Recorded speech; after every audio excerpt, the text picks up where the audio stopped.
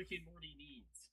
Drop the overarching storyline of evil Morty and all this other dumb shit. Just have weird sci-fi fun episodes over and over and over and over and over again. That's all you need to do.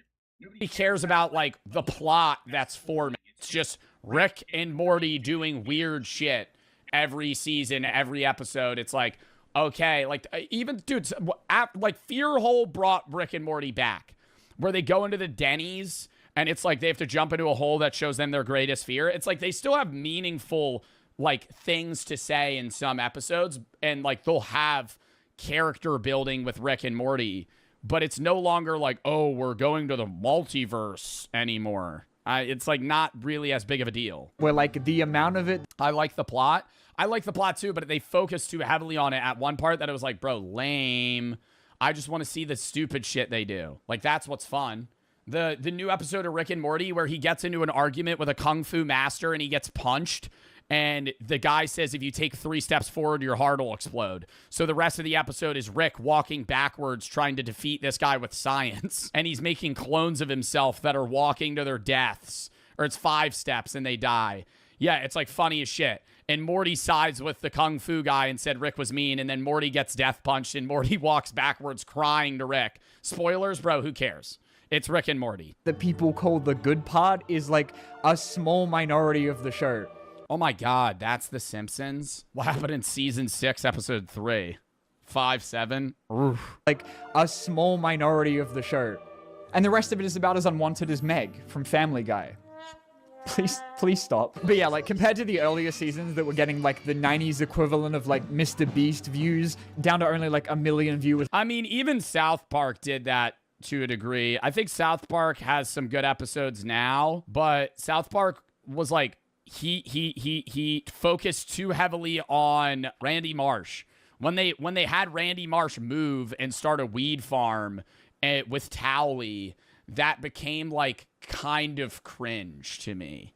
Like Tegrity Farms, and that's coming from somebody that just gets high all the time. Like it got too lame, and then it was like after the episode where Randy tries to get cancer purposely so he could get a med card, and he like bounces on his own nutsack. It was like then Randy became the main character like heavily. And I think they're kind of reverting from that now, but An episode is still kind of impressive when you think about like literally who is watching TV anymore. But I think even the strongest Simpsons fans who have stuck with the show even through its K-pop episodes with integrity and politics ruined it. Newsflash, South Park's always been political. I see people say that. And I think they do egg it a lot now. It's like this past season, they had like 3 episodes heavily around politics. But South Park's always been political. Always. Fortnite CGI, have to admit that the animation quality went backwards, the online ratings started to look like a giant picture of Lisa, and every sentence that comes out of Marge's mouth sounds like her last words. One of the greatest tragedies of my life was deciding to be 13 when Rick and Morty first premiered, where there was like a solid maybe 2 months of my life. Oh my God, dude. And it's like similar to how like MHA fans ruin MHA a lot of the time. It's like Rick and Morty. Bro, the fans of Rick and Morty that are like, yeah, you have to have like a higher IQ to understand the episodes. Oh yeah. Yeah, you have to, Rick and Morty's kind of like really a multi-interdimensional time travel type of show. You don't really get it unless you understand the type of science they're talking about. The vocab just turned into like Rick and Morty vocal stems. But then I got to season 4 and it just didn't hit the same anymore, you know? Maybe it was the giant space incest baby. Yeah, that was a bad episode. That wasn't great. Get ready, boys. The last thing this world needs is a giant incest baby. You know, now that I think about it, that was probably it. And even if a lot of my friends who stuck with the show kept telling, bro, we're so back. Season 9 on God. Season 9 is fucking cinema, bro. These were the bad. Yeah, season 4, season 5, season 6, not great. 1, 2, 3, peak. 7, 8, 9, peak. telling me that it got better eventually. And like, look, they even brought Evil Morty back. I just couldn't stop thinking about that fucking incest baby. What? But the point is that it just doesn't take a lot to like lose your audience forever, which I can tell you from the experience of watching The Walking Dead or reading through my comment section whenever I take a sponsorship. And so either because they're running out of ideas or just doing whatever it takes to keep people watching, usually what happens when a show goes on for this long is that everyone goes fucking insane. Like, it reminds me of another late friend of mine, Riverdale, and all of the singular good time that we had together. Because it didn't matter if they had an infinitely generating amount of serial killers, multiple musical episodes, time travel, the Mothman, the Gargoyle King, or a bomb that sent the whole cast into an alternate universe called Rivervale, where Archie had his heart cut out by a ritualistic cult. All things that actually really happened. Am I getting warm, Daddy? Another show, never watched Riverdale, so can't really comment on that. Another show that got dragged, but I was there for basically every episode. Supernatural. Supernatural was a show, and I'm going to give some spoilers here. Dean and Sam Winchester. Supernatural was, 14 seasons? And they were hour-long episodes, and they had like 20 episodes. Not 20 episodes. It was a lot of episodes per season. Like, that show, you could watch nonstop, and I think it would still take you like a week to finish it. If you literally never stopped playing. 15 seasons. Supernatural went from, we're hunting vampires and werewolves and shapeshifters to, I'm God. I'm no longer God. I'm now the devil. I have Cain's blade. I like killing people. I'm evil. I'm a vampire. I'm no longer a vampire. Wait, my comic book store manager's God?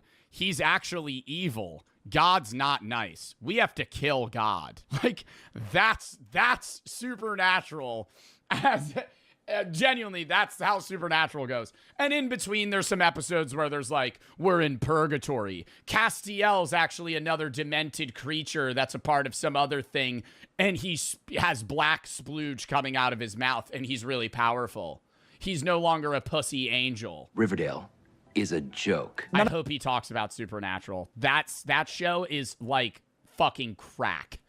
It's just everything's happening at once. Which ever seemed to increase the show's constantly declining ratings, but did increase my homicidal thoughts. But Riverdale starting as... Who's the guy that runs hell in Supernatural? Crowley. That's his name. Crowley. And he makes hell. This was really funny. Spoiler alert. Hell before Crowley used to be like eternal torture. And when Crowley becomes the head of hell, he makes hell an infinite queue. He makes hell just a line. And when you get to the end of the line, you teleport to the back of the line. So everyone in hell is just waiting in line. And that's hell. Is like, you're just sitting in a queue at like a DMV. And right when you're about to get to the front, you just get teleported to the back. A teen high school murder mystery and ending with them turning into the Avengers is just kind of like the standard for what happens when shows go on for too long. Like, I don't watch a lot of cable TV on account of not being in a nursing home, but every time I miss that Netflix button on my remote... I gotta rewatch Supernatural. That's like a show you could binge for years, bro. I end up doing like an involuntary on and off. In a nursing happens when shows go on for too long. Like, I don't watch a lot of cable TV on account of not being in a nursing home, but every time I miss that Netflix button on my remote, I end up doing like an involuntary welfare check on the cast of 911, which again began as like a grounded show about firefighters, where they are now going to space and dealing with bee tornadoes. It's a bee-nado. And you know Baywatch, that... Is that a bee-nado? It's kind of like Sharknado. Like lifeguard show with David Hasselhoff. Well, when they got to the point where he was like disarming live grenades on the beach, they figured they may as well give him like a detective spin-off show, where in the second season he starts fighting aliens. Season 1, Mitch investigates the murder of the agency's previous owner. Season 2, Mitch investigates a series of murders committed by a half-man, half-fish woman. Mitch heads to an oil rig where they encounter a gelatinous sea monster. Mitch enters a cabin that takes him back in time. But you know what they say, that death... Yeah, it's like people just get really high and think and just change the show as it goes. It's just like, this guy's the main character. We're just going to throw random shit at him. Let's start a zombie apocalypse. Why not? Oh my God, The Walking Dead. Death is only the beginning of an animated... prequel show that looks like Subway Surfers. What universe are we living in right now that we're getting a third spin-off within the universe of the Big Bang Theory? Dude, Big Bang Theory. I used to watch Big Bang Theory, and there's parts of the show that I like. I can never get behind a laugh track comedy. I've said this 1,000 times, man. Laugh track comedies are the lamest, low-brow, fucking, like, low-effort humor. It's like, we're just gonna, dude, watch a laugh track comedy and just listen to the laugh track and see that there's a laugh track every fucking 5 seconds, and they think that like a random comment is a joke. Hey, what'd you do this morning? No, none of your business. I'm going to the park today. Huh. Make sure you don't eat shit. The universe of the Big Bang Theory. A new Stranger Things spinoff. The best comedies are comedies that don't have laugh tracks because the humor flows. It feels natural. It feels authentic. Obviously, there's things about the show that are outlandish and wild, like Always Sunny in Philadelphia. You know, Danny DeVito has a kumquat that he fucks that he keeps in his safe because it's like a safekeeping thing for him. He likes it. That's weird, right? But it's funny because every time they make a joke, it flows. They keep going. They're not sitting here subconsciously telling you, here's the joke, laugh at the joke, laugh at the joke. They don't need to tell you that it's a joke because it's just funny, right? They're going to a fucking Eagles game and they're barbecuing, tailgating, and Danny DeVito just dosed Charlie with acid and didn't tell him. That's funny. Right? Would that be funny in real life? No, that'd be terrifying. But because it's a show and it's Charlie and Charlie's a character, that's fucking hilarious. Show just got announced. Why is Stewie getting a spin-off show? Steven Universe got a new spin-off series. The best animated show of all time is finally back. Squid Game have announced a cinematic universe. Guys, this is insane. We're getting another Adventure Time. Charlie McDennis. If you've never watched Always Sunny in Philadelphia, it is the best. I'm going to say it's probably a top 5 show of all time. For me, just the fucking humor in that fucking show is so... I'm not wrong, Sketty. I'm not wrong. Spin-off. You've been voicing Jake the dog for 15 years. What's been most rewarding about this character just living on for a decade and a half now? The paycheck. Which I think brings us to the final stage of TV immortality, the soap opera. I'm talking about those shows that have been airing at exactly like 3 p.m. on a weekday since the beginning of time that consist entirely of like 2 people standing in a room and arguing for longer than the entirety of One Piece. General Hospital, Days of Our... Bro, Days of Our Lives is the longest show I think ever in terms of episodes. Isn't there like 10,000 episodes of Days of Our Lives? Home and Away, where all I've ever known about any of these is that they're like Cocomelon for old people. Days of Our Lives is a show that your grandma has been watching since she was 30, and she's seen every episode. And they kill off a character, bring them back, kill off a character, bring them back. They're actually an evil twin that's back, and they're here to steal your husband. Like, I remember one time I asked my grandma what was going on during, like, a Bold and the Beautiful episode, and despite her knowing about 5 total English words, proved to me over the course of the next 25 minutes that she has somehow retained about 30 years worth of the show's lore. We're talking 60 seasons, 15,000 episodes, airing 5 times a week. You have interfered for the last time! I don't know what the fuck any of these people did to deserve, like, living 11,900 episodes, bro. What? In some kind of eternal purgatory where someone is perpetually either pregnant. Like, how are they doing? Like, dude, the episode costs have to be, like, fucking $5,000 an episode. Like, these actors are getting paid nothing. Divorced, suicidal, British. How many episodes are in One Piece? Isn't One Piece, like, 1,000 or something? How do you have 15,000 episodes? Or part of an 5,000? 8-month-long arc. It's not 5,000. It's like 1,000 something. Where someone is possessed by the devil. Yeah, Days of Our Lives, 15,000 episodes, 62 seasons. How many episodes does that work out to be every season? 15,000 divided by 62. There's 2,500 episodes a season? That doesn't even make sense. Oh my God, there is. There's a new episode every day. Wait, let me look at this. Days of Our Lives has 250 to 260 episodes per season. It's a daily soap opera that is broadcasted almost entirely year-round. But, like, what's the plot? And are the characters just, like, always staying? The first episode of Days of Our Lives was in 1965. 1965. That's unfucking real, dude. And then, like, what is the fucking... The episode, they don't even have ratings this... Like, let me look last year. Do they have ratings? No, they're just not even rated. Like, I'm looking at episode 15,028 of season... I don't even know. Year 2025. Chanel and Johnny throw a New Year's Eve party. Belle surprises EJ Jada, noticing something different about Raph. Gabby's hesitant to attend the party. And how long are these episodes? Like 40 fucking minutes? You have possessed my wife again, haven't you? Aren't you the clever one, John Black? Your precious Marlena is mine now. What was I talking about? Oh, yeah. Brooke on Bold and the Beautiful has been married 15 times. And 8 of them were to the same guy. Like, it gets to a point, man. How many times has Eric Forrester been married on Bold and the Beautiful? I think the number is 6 or 7. And because these are designed to go on for longer than their audience's entire lifespans, they have to come up with, like, a reason why any actor leaves the show, which is why the British show Coronation Street has killed more people than most world wars. This is it! Yeah, why can't they be like, I'm just moving away? They have to keep killing off characters as well because they don't want to pay them too much. They want to go do other acting gigs. I feel like a lot of actors start out by doing like daily soap opera slop because it's like they're probably paying you fucking $200 an episode.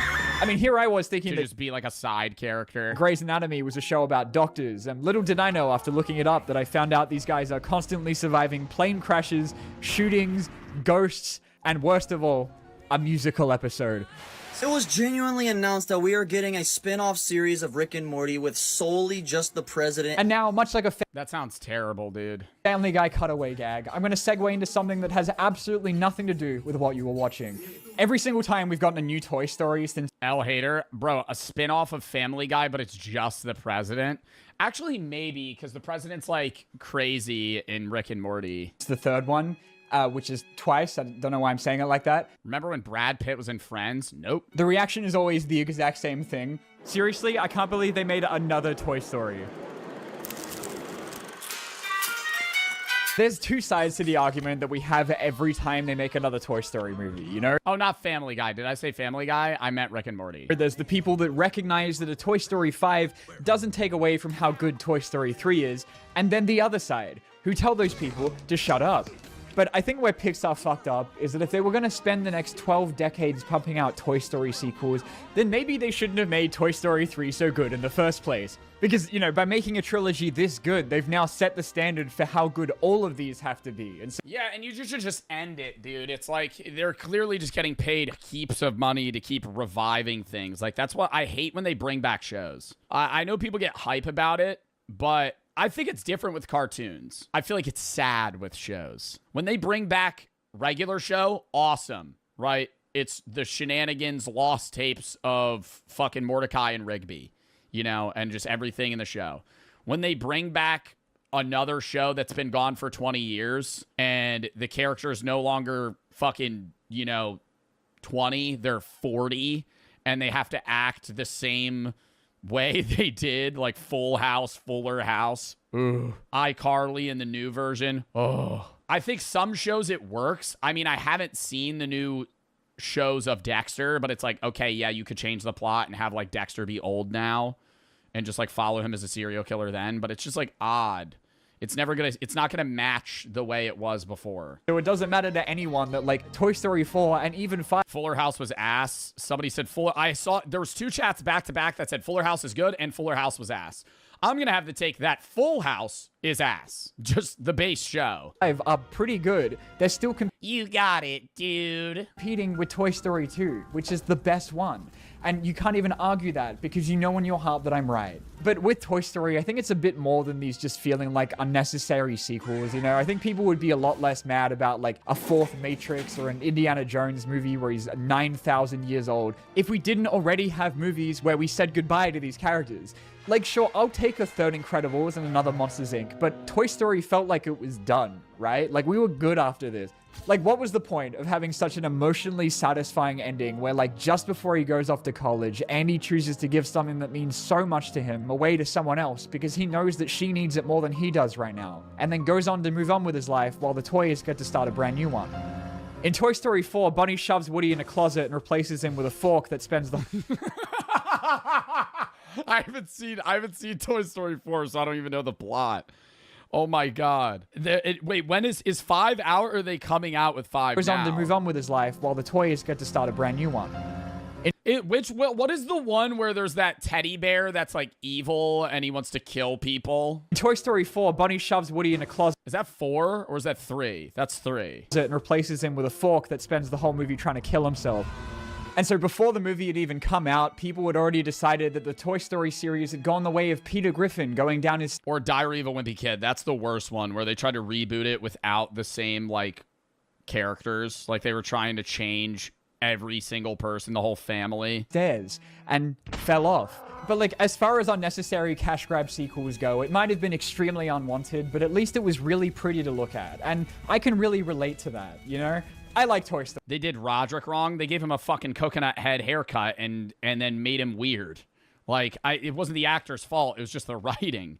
Like, why'd they make Roderick like that? Why'd they make every character like that? Story 4, okay? Like, sure, it's not as big as the last one, and it's kind of hard to, like, be invested in the emotional well-being of a fork when they were literally gonna fucking die in the last movie. But the ending gave us, like, a little bit more closure with Woody, with him realizing that it's okay to live his own life, even if that means being away from his family. And I thought that was enough to justify the existence of a 4th movie. And then in Toy Story 5, it's like, oh, no, he's just, like, down the road if you need. Like, you can just give him a call. Because, like, every one of these movies is perpetually within toy walking distance of one another. Toy Story 5 is, like, the most spiritually straight-to-DVD movie I've ever seen. I'm not saying that means it was bad. Like, I liked it. But I'm also nearly 25 years old. So... But I think most other emotionally immature... Sing. I don't want to get on the movie Sing, bro. I remember, what year did Sing come out? I'm pretty sure I saw that like my freshman year in high school. Yeah, Sing, 2016, bro. Oh my God. I remember Sing my freshman year. I went with my ex-girlfriend at the time. And that movie was straight ass. And then they came out with a second one, and I went, what the fuck? They're trying to make an emotional movie about a gorilla and a pig trying to be star fucking singers for their local town of 200 animals. The dad's shitting on his gorilla son, and then the kid, like, sings, and then his dad's like, my boy's actually pretty good. Sure, 25. That's my son. Singing that Pharrell Williams song. Year-olds can agree that Woody and Buzz kind of like ran out of stuff to do by the end of the 3rd and 4th movies. So like now all we get with the addition of another sequel. Elton John. It was an Elton John song. Sorry.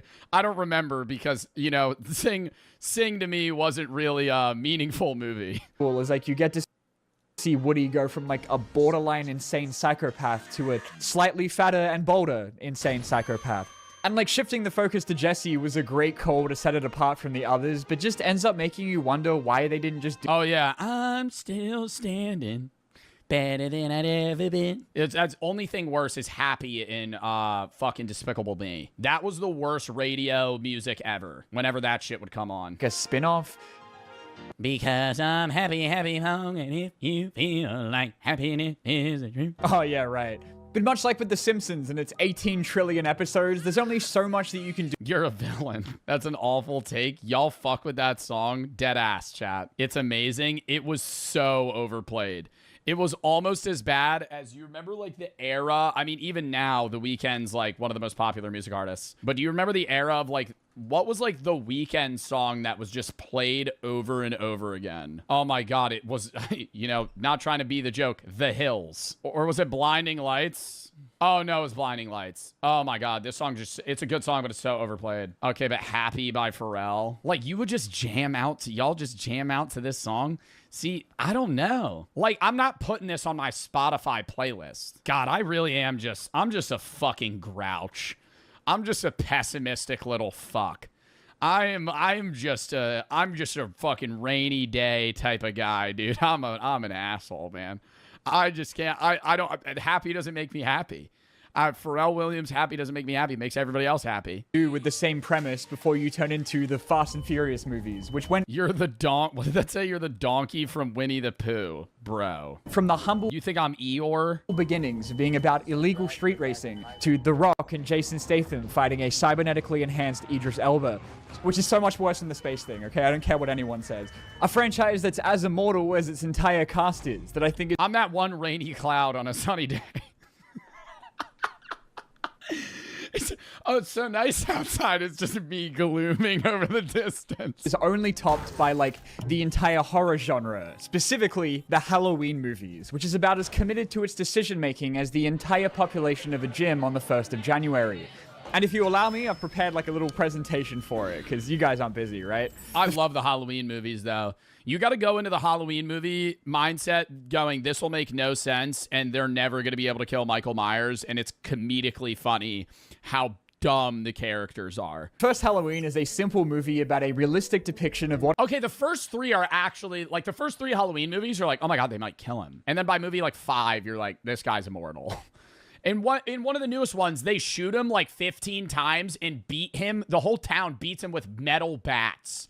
And then he stands up and kills everybody. It's like walking home as a woman at night. That ends with our hero Jamie Lee Curtis shooting Michael Myers and pushing him off of a balcony, which they leave open for Halloween 2, where Michael Myers is now Jamie Lee Curtis's brother. So they shoot him 40 times and blow him up. But that doesn't even matter, because then in Halloween 3, we find out that all of that was just a fake movie inside of another movie.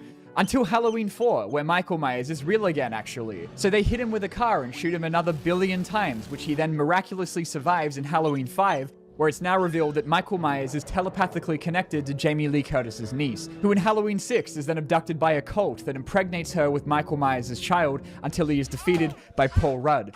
Worked. I think I might have missed Halloween 6. I don't really remember the plot of that one. I don't really remember the plot of that one. I feel like I've seen all the other ones. But Halloween 6, what? Paul Rudd's in it too? Power of the runes stopped him. But then in Halloween 7, they changed that. Do not recall that one. Their minds again, because none of that happened actually. Because Jamie Lee Curtis pushes him off of a balcony, crashes a van into him, and then decapitates him. And you might be reasonably thinking how he could possibly survive that one. And obviously it's because he swapped clothes with some other guy at the last minute. Because the real Michael Myers is now doing karate with famous rapper Busta Rhymes.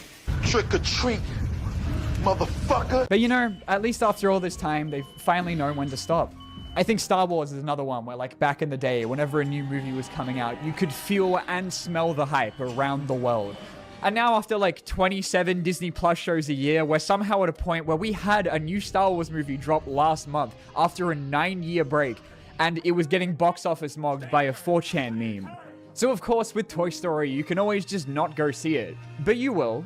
And you can beg Disney not to make another one, but they will.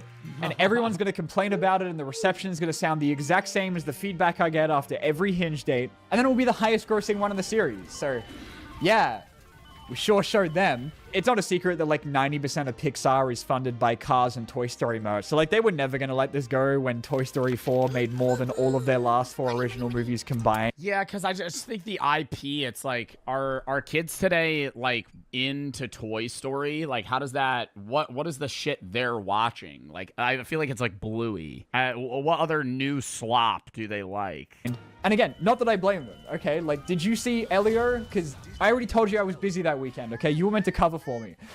Oh my god, there is no way we're actually getting Adventure Time, and it's titled Adventure Time Side Quest, which is a prequel that follows Finn's early childhood. So, as I was saying, Family Guy. So yeah, you know, even though I've not watched a single episode of the show consensually, I think I speak for all of us when I say that we're really gonna miss... Family Guy renewed until 2034. Another 8 years. Another 8 years. Dude, Family Guy's nuts. I mean, like, I don't know. I feel like in terms of... You could honestly put them where it's like Simpsons, more kid-friendly, Family Guy in between, South Park, more adult, and then all the other shit in between, right? Like, that's kind of like the 3... And then there's, like, American Dad and other ones. But it's usually, like, what do you mean in between? I'm saying it's, like, the commentary on... I'm not saying ranking the shows. I'm saying all of those 3 shows are about current events. The Simpsons, Family Guy, and South Park tend to have things that revolve around current things that are going on. And it's how they depict them. Not always. There's in-between episodes that are bullshit. But, like, South Park does stuff on AI or current political presidencies. Similar to Family Guy with, like, current events and news and shit. And they make references to things that are actually happening. And then The Simpsons as well. Simpsons sometimes future events. Yeah, but they'll do stuff about current stuff, too. I gotta pee again. And then we're gonna hop into the next video.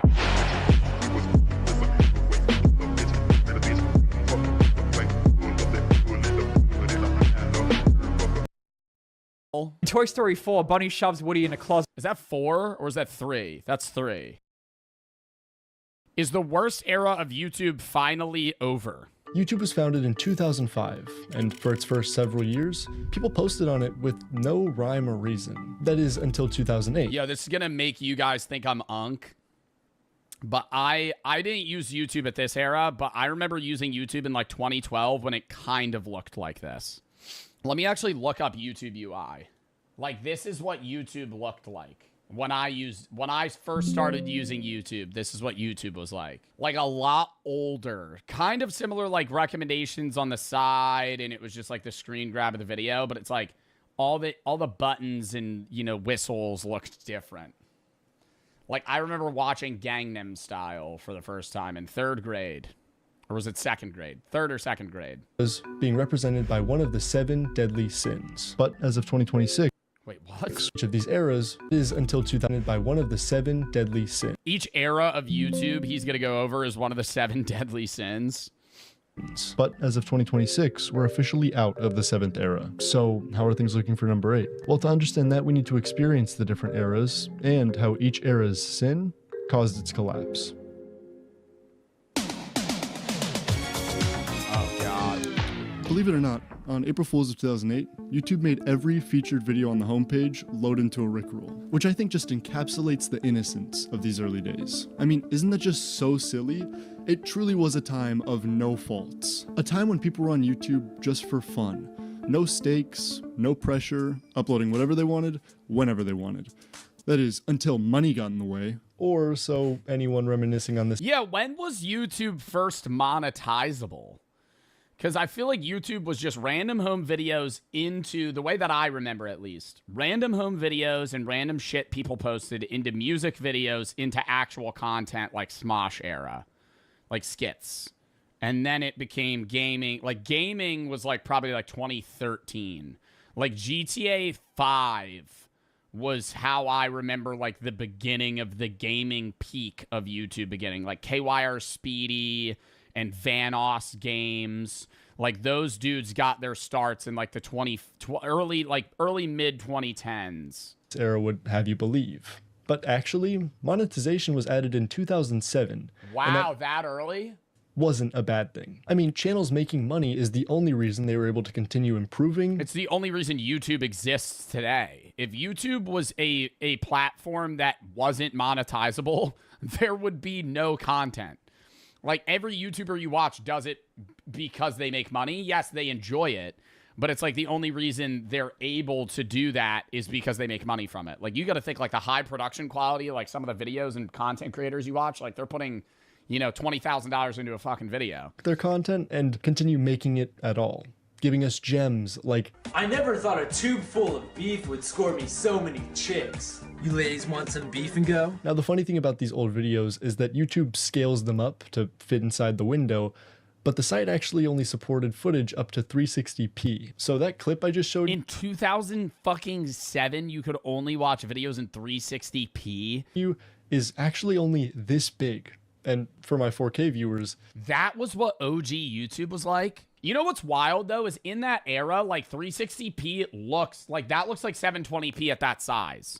When it's blown up, it looks worse. Like, I watch my own videos back and they're restricted to 1080p. When I play, like, video games on YouTube, or when I play video games on stream that have, like, a lot of stuff going on, if you're watching it on your phone or your computer, it looks fine. But if you blow up, like, my gaming videos on your TV, my face is so low quality. Like, my camera's, like, 360p.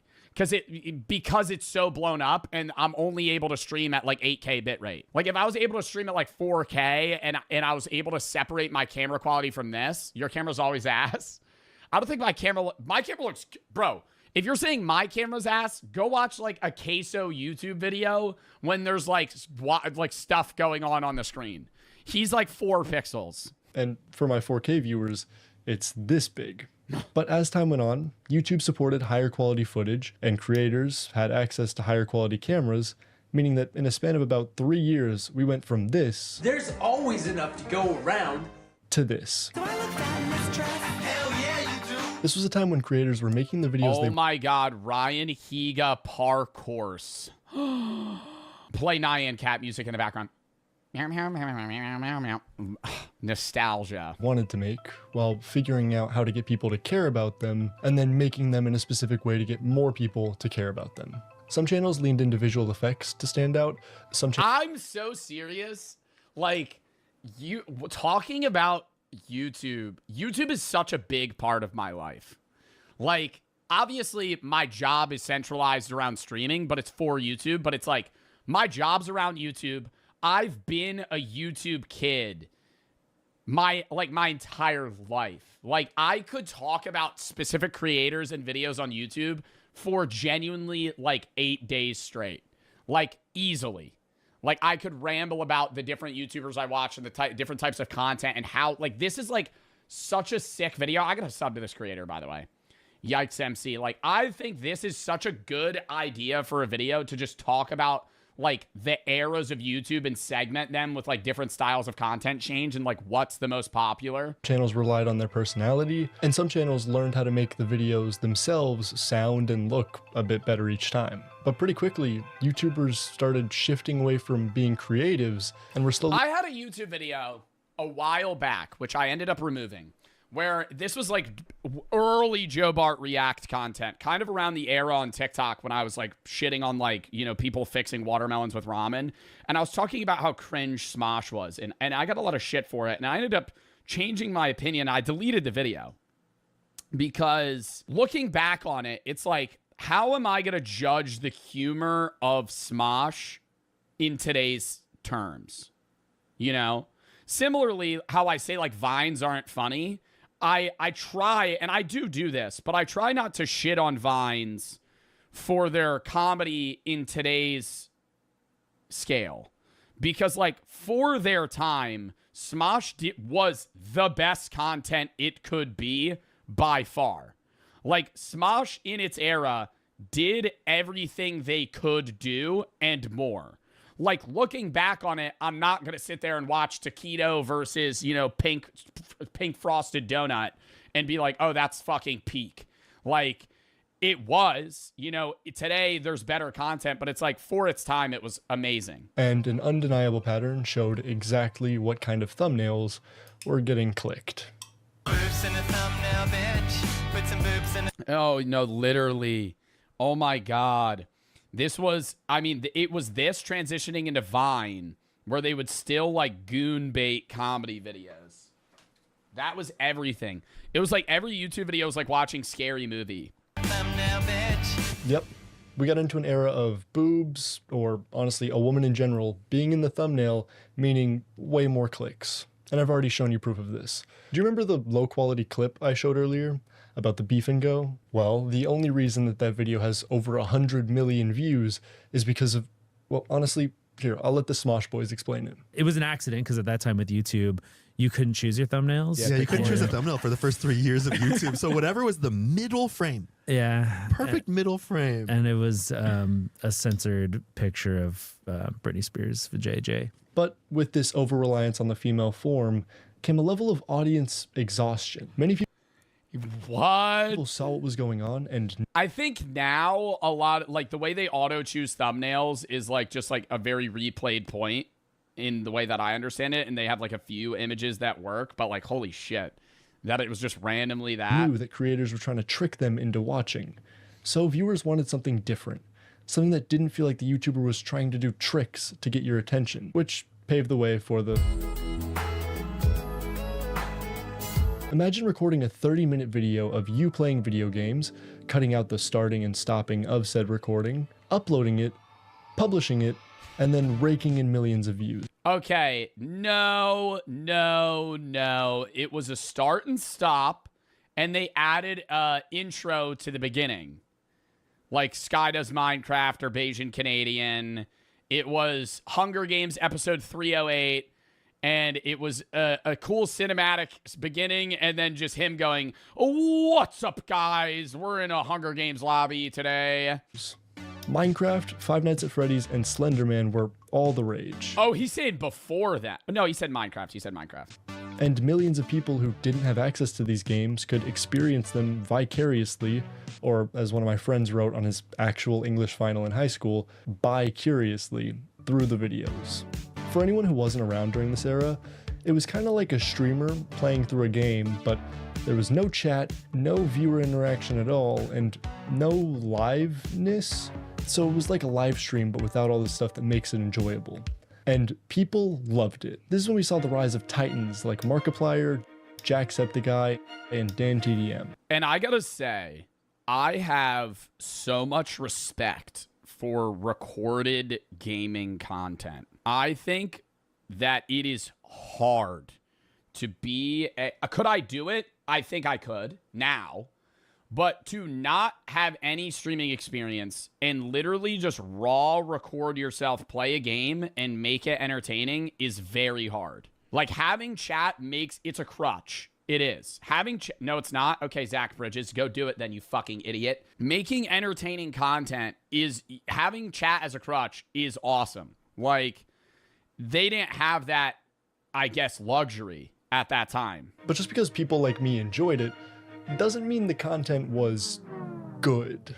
I mean, it got to the point where some YouTubers would screw up an intro, correct it, but then leave the mistake in the video. So you would click on this random Let's Play video with 5 million views and it was very minimally edited. Very minimally edited. And it's like, I don't judge them for that because it's like the era that YouTube was, and the idea of having like an editor was like a foreign thought.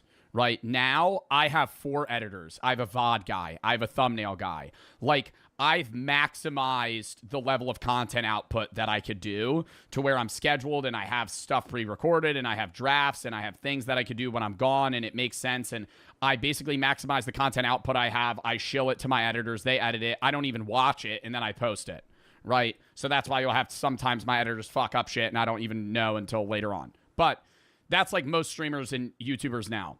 I'm going to keep pausing. I'm going to say that right now. I'm going to keep pausing. If you want to go watch the video, here it is. You could go watch it yourself and you could fuck off out of the stream. I'm going to pause the video. I'm going to keep yapping. This is something that I truly find interesting and I want to be able to talk about it. Otherwise, why am I here? Is this 2014? We'll get into that era of YouTube videos like Sniper Wolf and those other reactors where they just sit there and go,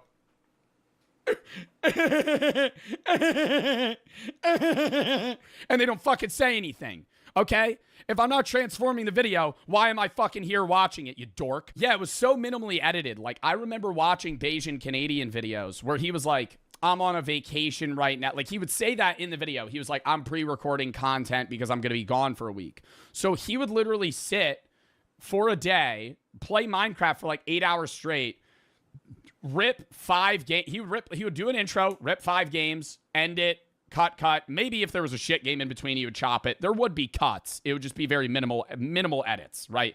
It was basically just a long form Minecraft Hunger Games playthrough.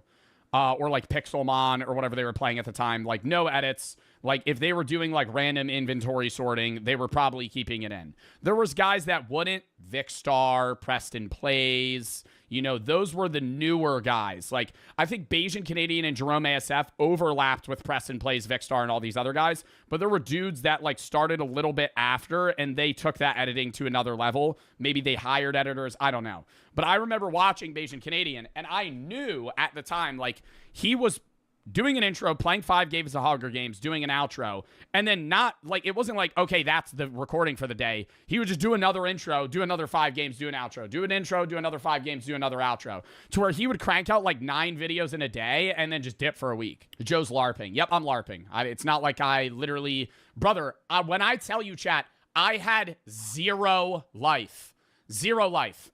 From the age of like 8 to like 16, like, I would just watch YouTube 9 hours a day. And then for some reason, you'd still watch the entire video. To give you a bit of perspective, I put a lot of effort into editing my videos. I think we've cycled back to that. And I know, like, this guy's putting a lot of editing into his YouTube videos, but I think the gaming sense, we've regressed. Like, Queso doesn't edit shit. Queso doesn't have zooms or cuts as much as any other YouTuber.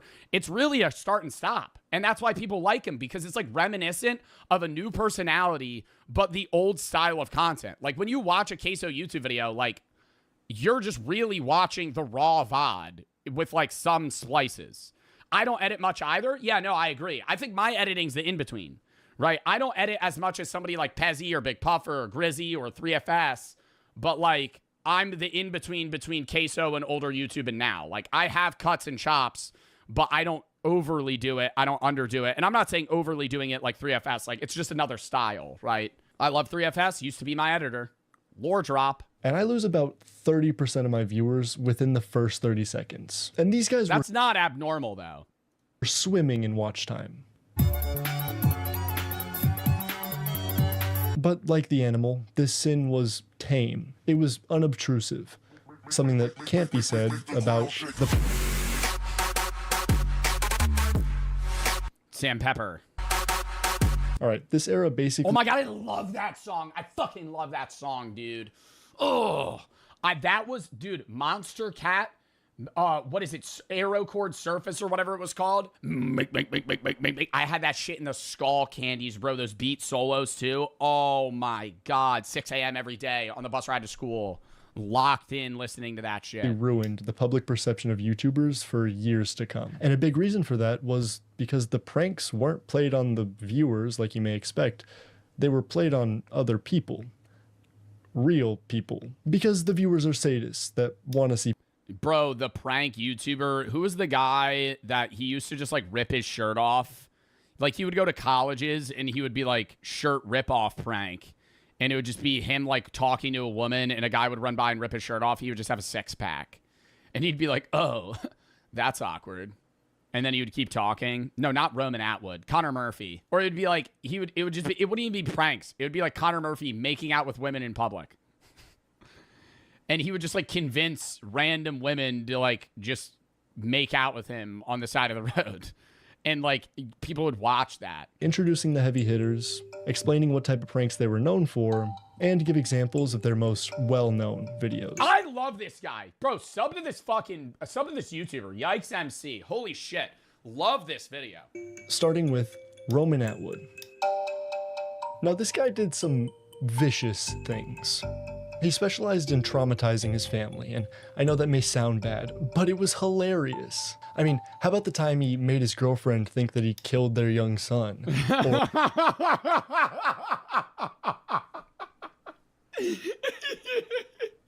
It's okay. At some point, though, like, dude, they're in on it, you know? Like, killing my own kid prank. Holy shit. You don't see that anymore. Wow, dude, what an era. Holy fuck. And that was so normal. Like, you didn't bat an eye. If you saw that on YouTube in, like, 2014, you're just like, oh, shit, killing my own kid prank. That'll be a classic. Oh, my God. No, but anytime you see one of these prank channels, you know they're in on it because it's like, how many times are you going to fall for, like, your kid dying? Like... Or that time that he made his girlfriend think that he killed their young son. Or the time he told his girlfriend that he cheated on her only for her to see the cameras and prank him back. You f***ing cheated on me? Are you f***ing serious? You're f***ing serious right now. You f***ing... I saw you sit on your camera, you idiot! What? Isn't that so much fun? Wow, it's just like horrible acting. Oh my God. Although he's still actively making content, I haven't seen... McJuggernuggets? Oh my God, yeah. I used to think that shit was real. I used to think that shit was so real.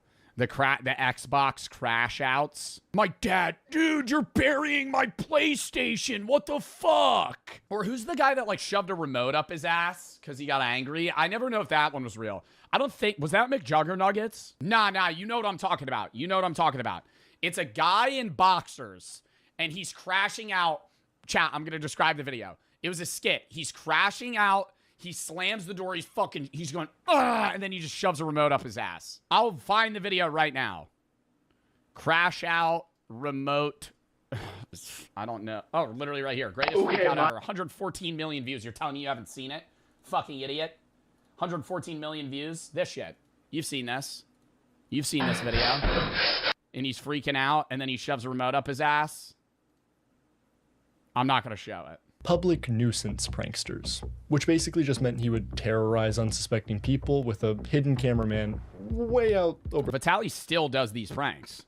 There. One of these. This isn't like an era for him. This is like totally epic pranks was the Miami zombie attack prank, which was literally prefaced with a message saying like, hey guys, so recently there was an actual cannibal in Miami that committed an actual atrocity.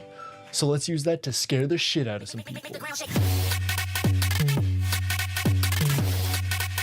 But what if you wanted to cash in on this era without putting yourself or other people in danger? Well, that's where Joey Salads and FouseyTube come into play. These guys FouseyTube, bro. did manufactured interactions, with FouseyTube being more in line with the typical prank content, and Joey Salads going the route of social experiments. He was basically Darman if Darman wanted to make his videos seem like they weren't staged, and also if he went way harder on the sensational culture war topics.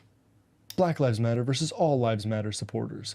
Social experiment. Black people racist towards white people? Social experiment. Transgender and women's bathroom. Social experiment. Hey, so that's not... You know what? Yeah, yo, I actually full forgot about Joey Salads. Literally would throw up a title of anything in parentheses social experiment. And because these videos were so cringe and so obviously fake, people wanted the satisfaction of seeing them get called out, which unfortunately enabled the Edgelord era. iDubbbz. Now there are a few interesting things about this era. First off, the channels. Grade A Under A, H3H3 Productions, and Leafy is Here all... How are you not iDubbbz was that era with H3H3. Featured relatively low... Oh my god, Ethan, bro. I used to watch H3H3 all the time, reacting to those like fucking Papa John's videos and shit. Production value videos, with the sole focus being on criticizing content. And it started out cathartic. I mean, imagine being so fed up with YouTube shoving Joey Salads down your throat until you suddenly see a video criticizing him and his content. Well, that immediately establishes that that creator is willing to stand up for what they believe, but more importantly, they're willing to stand up for what you believe. And this meant viewers were able to turn their brains off and see their criticisms be expressed. Filthy Frank. Filthy Frank was associated with that group, but like when you think of edgelords, you're more so talking about the H3s, the Leafys, the iDubbbz. You're not really like in association to them. Yes, is Max Mofo, Anything for Views, Filthy Frank, but that was like they didn't make that content. You know what I mean? Like they were like Max Mofo never made that content. Like he was in association with them. So was Filthy Frank. Pimp My Ride. Well, it wasn't like edgy React, like Kickstarter crap videos, but like Filthy Frank did do like Pimp My Ride and just like random, more like, it wasn't like edgy. It wasn't like edgy Reacts, like making fun of people like content nukes. It was just like more offensive content in general, or gross. Yeah, hair cake, human cake. Ugh, those were, that was the era of YouTube that was like actually just disgusting, but everybody watched it. Like I watched that shit. Hair cake, pardon? Oh my god, human cake. And they go to like a YouTube convention and they're getting like, not Vanoss, they're getting Vsauce to like clip his toenails. And like they're getting the pube hair of like YouTubers and shit. And they're baking it into a cake and eating it. Like, oh my god, that was disgusting. I don't even think those videos exist anymore. See, this is the younger view. Oh, it's already here. Don't subscribe to Adam Basic. Yo. Now. Oh my god. Like this is the era of YouTube. Oh my god, yeah, they're getting Vsauce's spit and this is real? Yes, dude, this is like an era of YouTube. Oh my god, that's like lost media. Yeah, How To Basic with it too. Oh my god, what was the one where they painted Anything for Views' stomach? That one's still up. They painted him like a referee and they did Deadly Twister where they had to put like their hands on fire and like mouse traps and shit and he would whip them. Oh my god, dude. It sounds like I'm describing something that actually isn't real, but like that was like a category of content. Bro, I remember that. I remember Deadly Twister 2 came out and I remember going, hell yeah. Like, turn that shit on. Turn that shit on. Now it's just like cold. Like people watch cold ones and they're like, oh, they get belligerent drunk and it's like extreme. Oh, hell no. They used to be like far worse. Channels you were subscribed to, which meant you would probably watch whatever these channels put out and not along in agreement. So suddenly, watching these critiques became a habit, a pastime, something you gravitated towards without even thinking about it. But some of them decided to do goofball stuff. Oh my God, dude. I've watched this video like 5 times where he just goes in New York and he's like, I'm trying to hit the fattest box mod. Or even this is the same era as Vape Lord Nord. This is the same, when H3 dropped this video, this is the same exact era as FaZe Rain. FaZe Rain, Vape Lord Nord. Where he goes to that convention, you have Vape Nash. Oh my God. Alongside the criticisms. Like Filthy Frank, or as you may know him, Joji. Yo, no, I love seeing the look on somebody's face that like they've just been living under a rock their whole life and they don't know that Joji's Filthy Frank. Who is a big player. And they're like, dude, I love Joji. I'm like, you know Filthy Frank? They're like, yeah. I'm like, that's him. In this time period without ever really having specific targets. Oh my God, they do tongue twisters. I've wanted to do this. I don't know if it's TOS. I've actually wanted to do this. Where you say tongue twisters when you fail, you get zapped with a shock collar. It's for his videos, besides him or one of his consenting pals. H3 and iDubbbz also come to mind for people who made goofball content that was... Oh my God, where he would eat peaches in a sewer, or like it was like pickle sewer. Bro, such a fucking literally like the ideas you'd have on like a salvia trip. Let's go into the sewer and film ourselves looking for pickles. Joji, who was a big player in this time period, or one of his consenting pals, was only a little bit super bigoted and hateful. Yeah, dude, that was bad. He would like rip up like religious texts on video and then just say the N-word. Oh my God. Made some cruel, hurtful content, and I need to acknowledge that, and I'm really sorry that it's taken me this long to acknowledge it. Now, while I'm glad that iDubbbz has matured and moved past all that, I don't really like H3 for obvious reasons. Yeah. But back in the day, edgy white boys loved him. I mean, what wasn't to like? He had, you know... He was like the YouTuber that everybody... Like, when I was in high school, dude, everyone watched H3. Everyone. Like, anybody that I knew was like, yeah, I fuck with his content. Even when he started his podcast, like, all of that, he used to be beloved. I mean, dude, I used to wear... Like, my profile picture, I'm wearing a Teddy Fresh beanie. Like... Especially enjoyed the hate. Not necessarily because they're hateful people, but because they felt like the world hated them. So hating someone else, like years ago, made them feel a little bit better about their struggles. And the creators took note, moving away from criticizing content and instead bullying the people making it, which in some cases were children.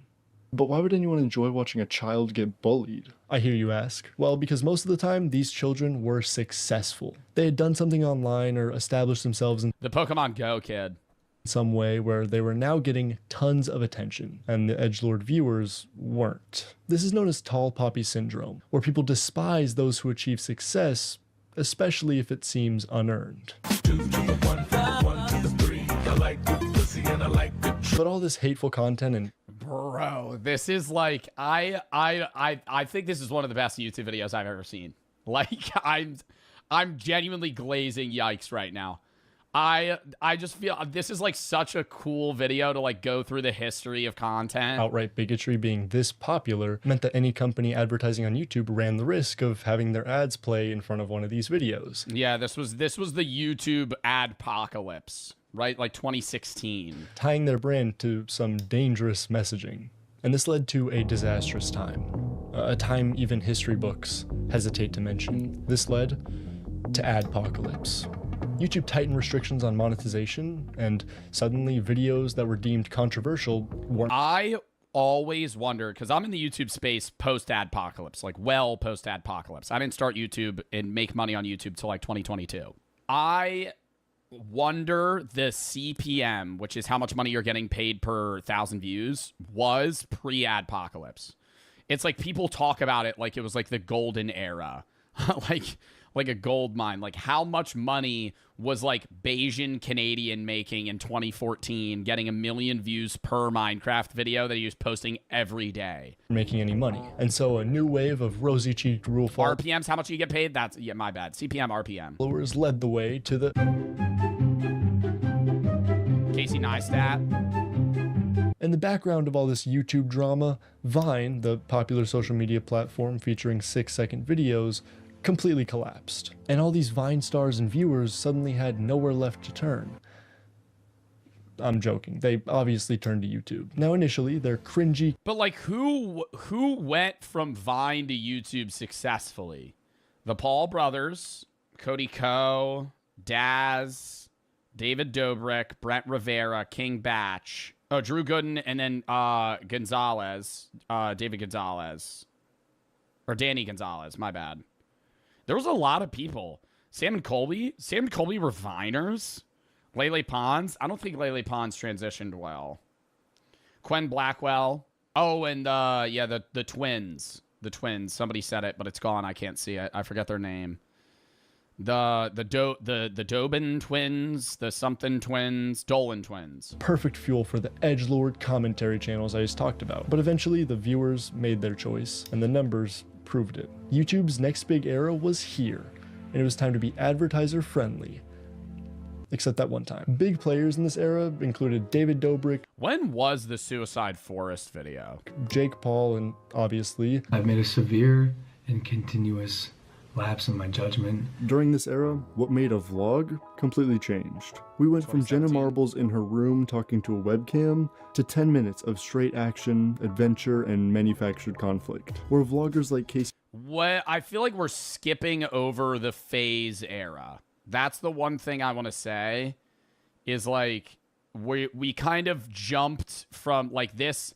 The edgelord era also had all of the gamers like FaZe Adapt, FaZe Rain, FaZe Banks, you know, any of those, Apex, like all of them. Sidemen, well, the Sidemen are still popular now. I don't think the Sidemen had an era. I think the Sidemen just have been existing. Like, they're big as shit now. They were big as shit then. Machinima, too. Yeah, it's, like, almost too many eras to talk about. I think it's just, like, culturally how it's changed is what's the biggest thing that he's kind of touching on. I'm curious if he gets to, like, the end of the vlog era would be, like, the full send guys. Like, I remember watching Steve will do it in, like, 2019, and he would literally... I've said this before. I watched Steve will do it in 2019 back when he was at the Clout House. Which, like, used to be it was the FaZe house, then it was the Clout house, then it was, like, the TikTok house. It was, like, the one house in LA that everybody had. And I remember him, I was watching him for years. Or, like, a year at this point. And he did a video where he was eating a bunch of Stony Patch Kids. And I think it was in that video, he's like, yeah, it's my 21st birthday. And I was like, haha, funny joke.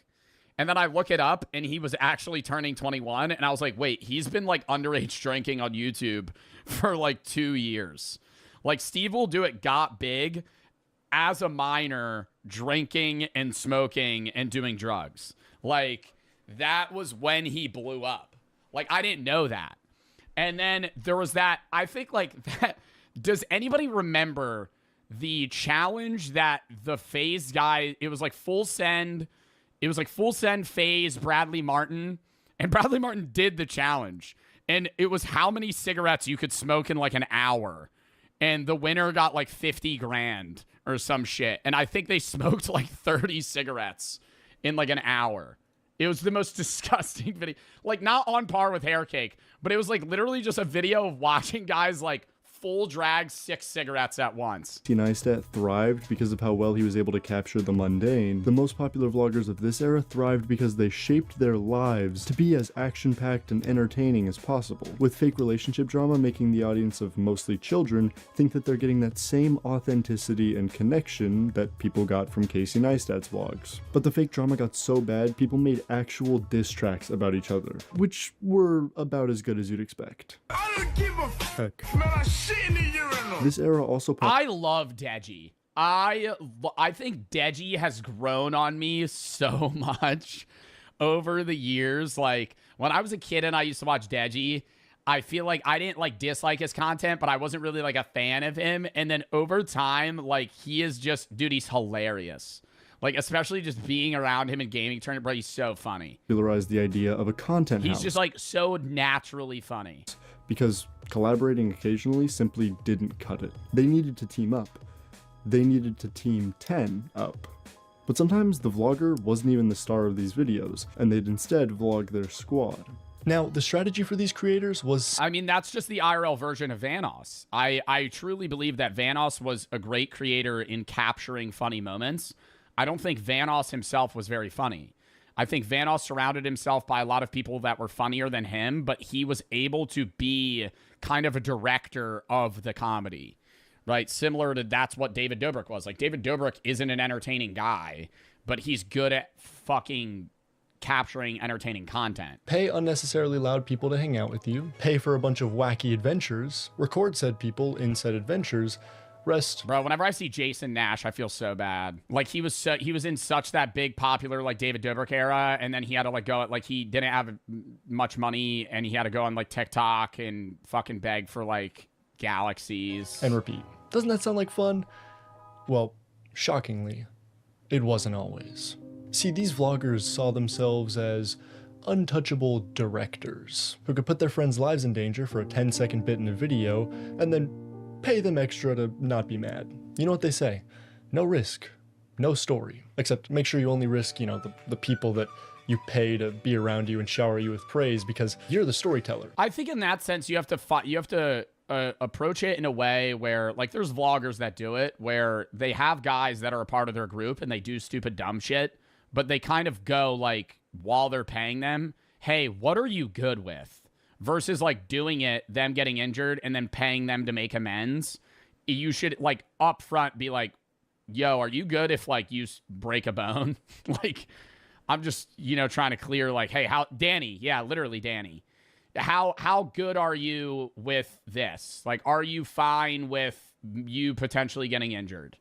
Like, what are you fine with? There's no story without you. You can't risk you gotta risk them. But boy, did that risk pay off. I mean, viewers loved seeing these lovable goobers get into all these different shenanigans. And the vloggers loved being surrounded by yes men and sycophants who would join them in seeing color for the first time, finding out who's the most fertile, and filming a dead body. Logan Paul is in some hot water after he posted a video allegedly showing the body of a person. Now, posting a Did he not blur it? I never saw the original. I never saw the original video.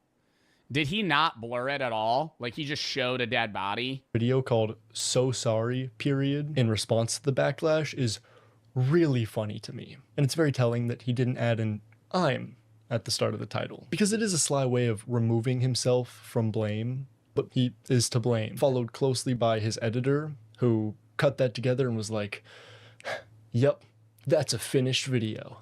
Now, as you can imagine, when there's a bunch of prideful douchebags running amok, people want to see them get made fun of. Wait, did we already do this bit? No, because that was 2017, and this is... I was never taught what laws there are. Commentary / streaming era. 2019? Yeah, no, it started 2019, right before COVID. I was going to disagree and say it was like 2020, 2021, but... Oh yeah, criticizing content is back in a big way. Yeah, the Ludwig Rise, literally. Ludwig Subathon, Ludwig Rise, like right around there. Like Ninja was peaking in this time. Except instead of... Sign the Mixer deal. G White Boys, we got Cozy White Boys. So...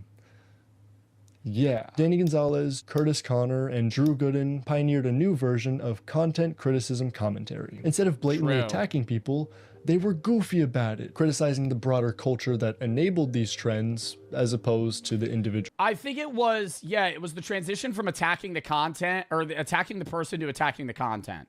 You're not making fun of a person, and like they used to be a lot meaner in like the 2016 era.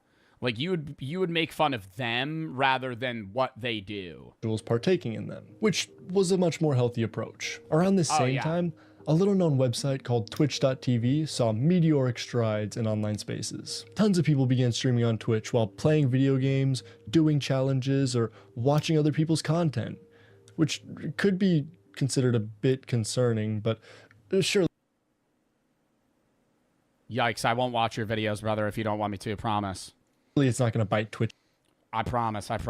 In the ass. Speaking of Twitch and ass, getting discovered on Twitch sucked ass. And a lot of streamers quickly understood that if you want to grow on Twitch, you need to make YouTube videos. And with this... But yeah, it was... I think that still is in play today. I think that if you want to have a YouTube audience, you kind of have to grow, or if you want to have a Twitch audience, you kind of have to grow on YouTube first. And you could stream the content, post it on YouTube. That YouTube audience that grows will now cycle back to your Twitch.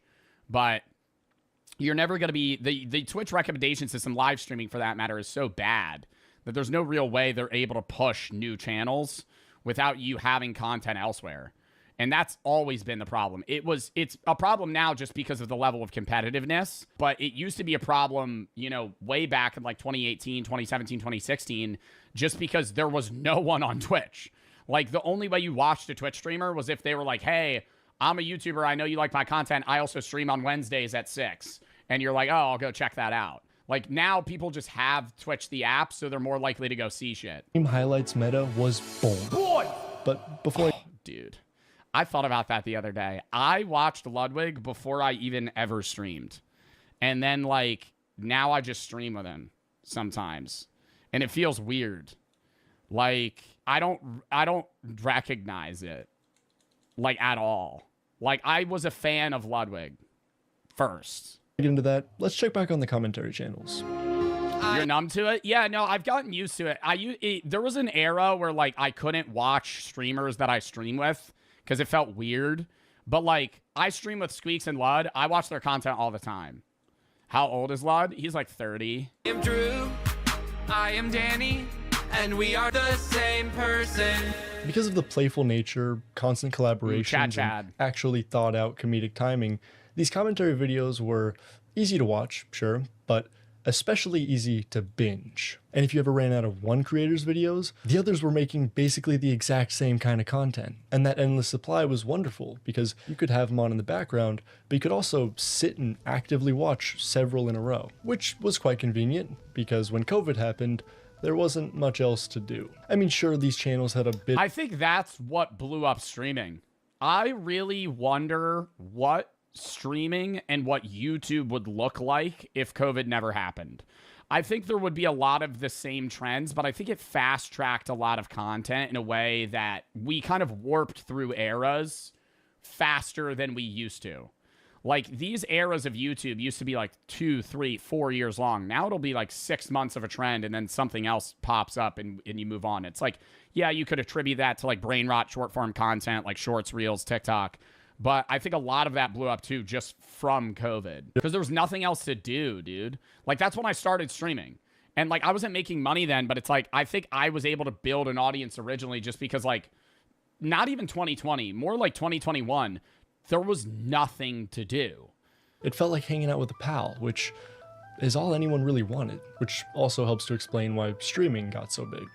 I was actually talking to my friend the other day about fandom and how it gets built. And while I'll talk more about that conversation later, we both agreed that the last time there was a truly engaged fandom was during this era, being the Dream SMP. Now, if you're anything like me, then you hear the Dream SMP and immediately imagine a bunch of cornballs and goobers. Oh, and Technoblade. But this was truly an epidemic online. Rip Technoblade, bro. Where entire sub-communities existed within the communities of the different Minecraft. Yeah, it was like a different era of dedicated fan base, bro. Like, diehards. Like, I think that still exists within audiences now, but it was like, I don't know, it was more parasocial. Like, the level of, like, involvement these people had, where it was like all day, every day, you were just in the Wilbur suit, Tommy in it era, you know? YouTubers within this group. People would watch for hours and hours, talk about what they watched for hours, and then go back to watching for hours. I mean, when there's that many creators that are both streaming and making videos on the same thing, it's almost impossible to run out of content to watch. Hey, doesn't that kind of sound like... I feel like that was... It's basically just a modern day, like, 2016 Minecraft era. Like, I used to watch the Pixelmon YouTube videos that they had. It was Pokemon in Minecraft, if you don't know what Pixelmon is. I used to watch all of their POVs. I used to watch Vicstar's POV in a Pixelmon server, XRPM X13, Bayesian Canadian, and Preston Plays. On the same server. And I would watch some of their videos, and then I would go to the other, and I would bounce around some more than others. But it was like, I would literally just watch one video and then be like, okay, what is this person doing? It got to a point where it had no point. Viewers were watching to watch, consuming to consume, because consuming meant being a part of something. But then the world opened back up, and suddenly people realized that their time was much more valuable. If viewers were going to watch a video, it had to earn their time, which honestly sounds great, until you remember that humans are stupid and easily manipulated. Oh my god. Oh my god. The beastification era. This is the worst era. This is the worst era. And it used to be, bro, I remember Mr. Beast videos. I don't want to say they're not hype anymore. I know they get mad views, but it's like, I feel like when Mr. Beast, it was like unheard of somebody to do crazy videos like that. And then everyone just started doing the same shit, like unspeakable. And it just lost value like instantly. Like, okay, put your hand on a Lamborghini, last one to take it off wins. Like, it's not... It was hype. I remember when they were at the Clout House, Mr. Beast did a video with YouTubers, and it was like, last to leave the circle wins like 100K. And they had to like poop in like buckets and shit. That was like that was the peak of that. All right, look, I don't really need to explain this one. Basically, there was this guy. I'm Mr. Beast, and I'm gonna spend the next 50 hours buried alive in this coffin. And he also... And then didn't he have 500 million subs? Suddenly Minecraft videos were... I learned, like, while I was talking to Jack, dude, the majority of Mr. Beast viewers are foreign, I'm pretty sure. Like, I can't say that with full confidence, but I'm pretty sure the majority of Mr. Beast viewers are like, they watch dub. Like, I'm not even saying foreign, like, non-American. I'm saying foreign, like, not English-speaking. Their main language is somewhere else, like India or the Philippines or somewhere, not the Philippines, like Indonesia. Like, he has a lot of viewers that watch the dub of his videos. 1,000 hours to get this sword in Minecraft. And as such, YouTube videos had two different forms. They were either, please just watch this video all the way through. I'm begging you, please. Or, you will watch this. You will not remember any of what you just watched, but you will watch the whole thing and press the like button anyways. Creators stopped creating and started manufacturing. Mr. Beast's team didn't give a shit about the story, they just cared about keeping you watching. Then, when Mr. Beast rises to the top, other creators see his numbers and decide to copy him. And in the economy of YouTube, attention is the Topper Guild, bro. Currency. So viewers were essentially getting robbed without even realizing it. But Jimmy Beast, the philanthropist he is, wanted to give back. He hosted constant competitions for people to win money, his fans included.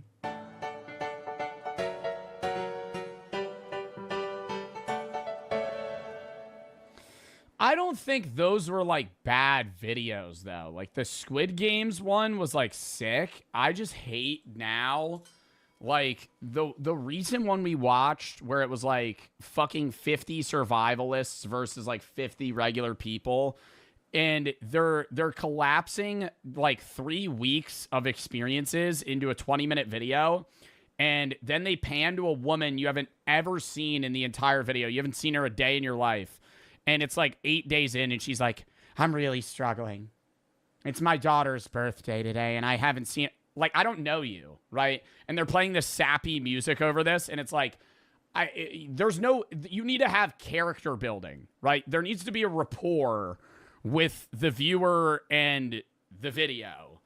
And when you just kind of randomly throw someone in, and it's like, yeah, this is really sad. Like, it just doesn't work. Like, the one where the one guy had to lose a lot of weight, it's like you could build that, and so there was more involvement.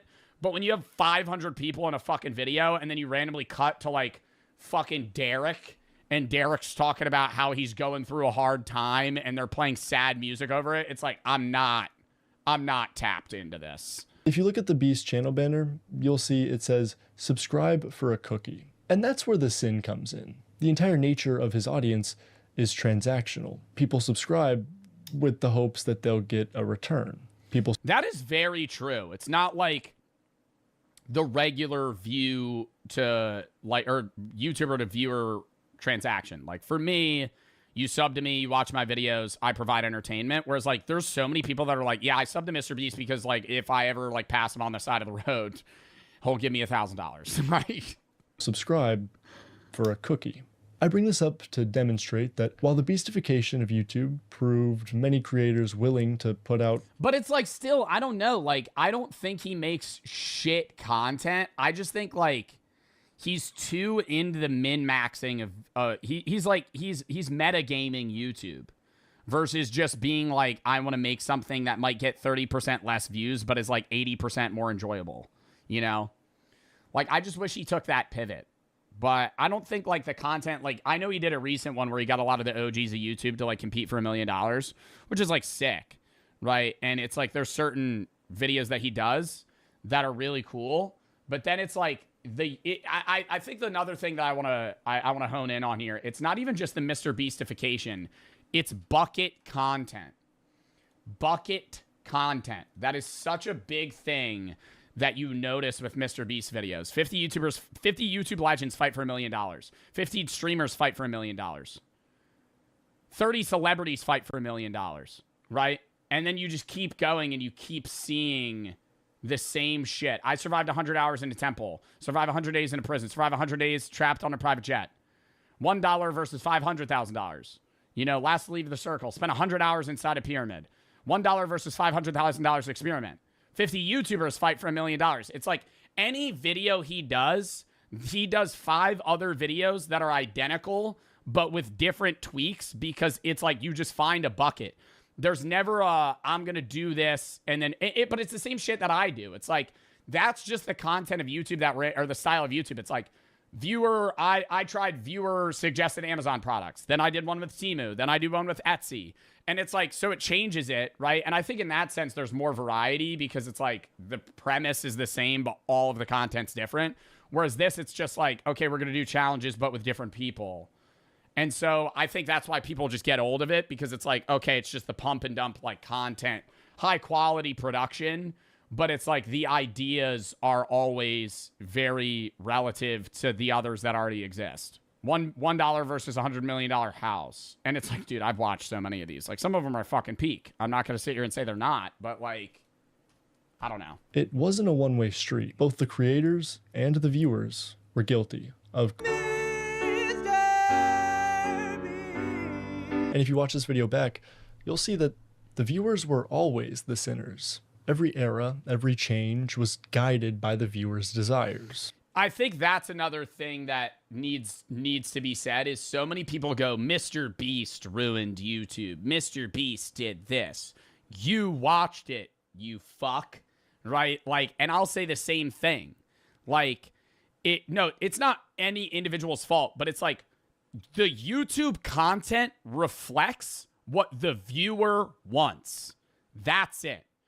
Viewers watch content and make that content popular. If the only reason that exists is because it's a reflection on society and the viewers themselves. It's not, if Mr. Beast isn't force feeding you this content, you're choosing to watch it. By the viewers' lust, envy, greed, it was always the viewers. And while that's a little bleak to reflect on, it's actually what gives me the most hope for YouTube's future. Because of how long the beastification era went on, people are desensitized to the extreme faces, fast-paced edits, and the cash register sound effects. Video essays like this one only exist because people are being more intentional with what they watch, and are also more wary of the tricks creators use.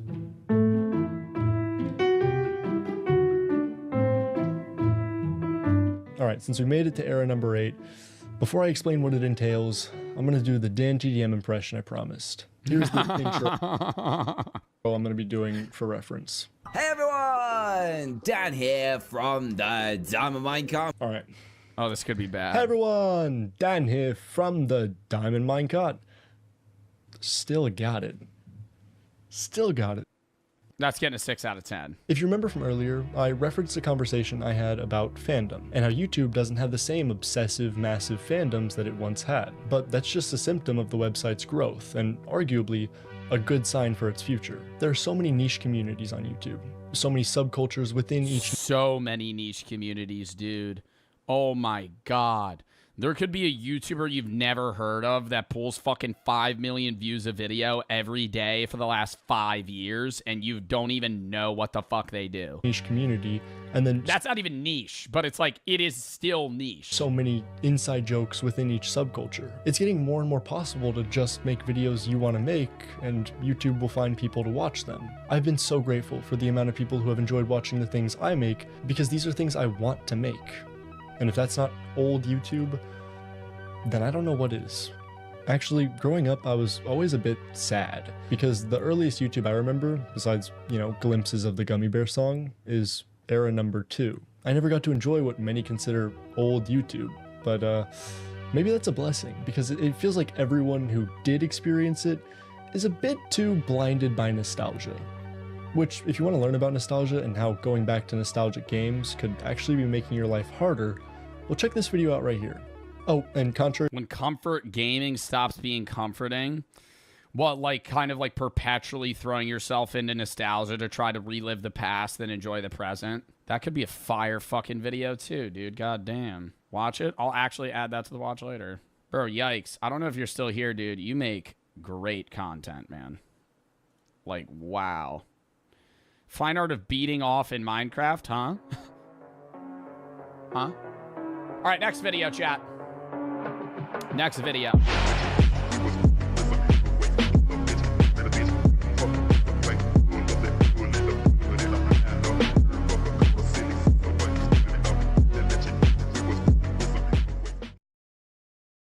Kickstarter's worst products. Welcome back to the Papa Meat channel. How you doing? How you doing? Coming and down because today we're going to be talking about Kickstarter. Crowdfunding websites have been prevalent for... Is Kickstarter still a thing? I haven't heard of Kickstarter, like, products in a decade. I don't know what that is. It's basically a website where you crowdfund, like, projects, video games, products, really whatever you're kind of cooking up.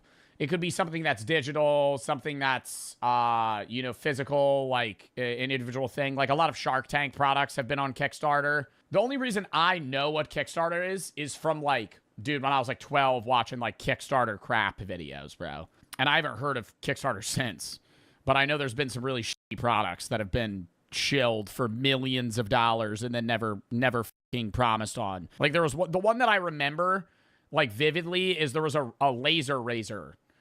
And it was like supposed to be a razor that wasn't a blade, and it was supposed to like literally laser your skin off, and it made like $1 million, and they just like never made the product.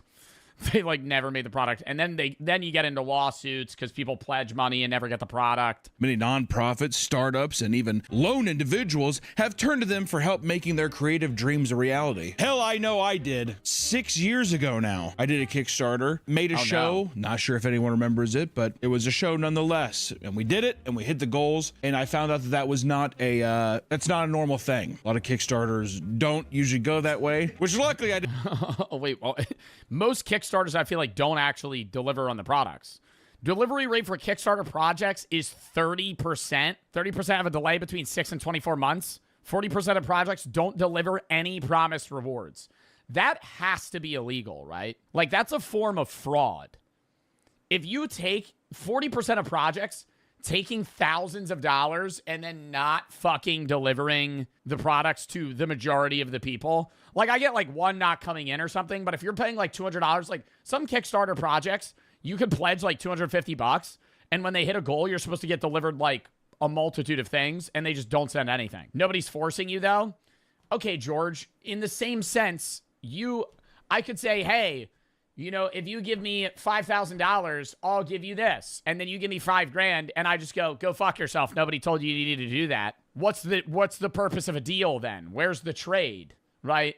You pay for a product, you should receive the product. Luckily, I didn't ask for, I feel like a whole hell of I should have asked for way more, which also, hindsight, making an animated show is way more expensive than what I asked for. I digress. Now, just about anyone can have an idea and see it realized without having to have an abundance of capital or influence. So as long as- Oh, and actual garbage ideas, dude. Oh my God. Like, instead of a pet rock, they'd have like a pet wooden egg that's like $80 and people fucking pledge money to it.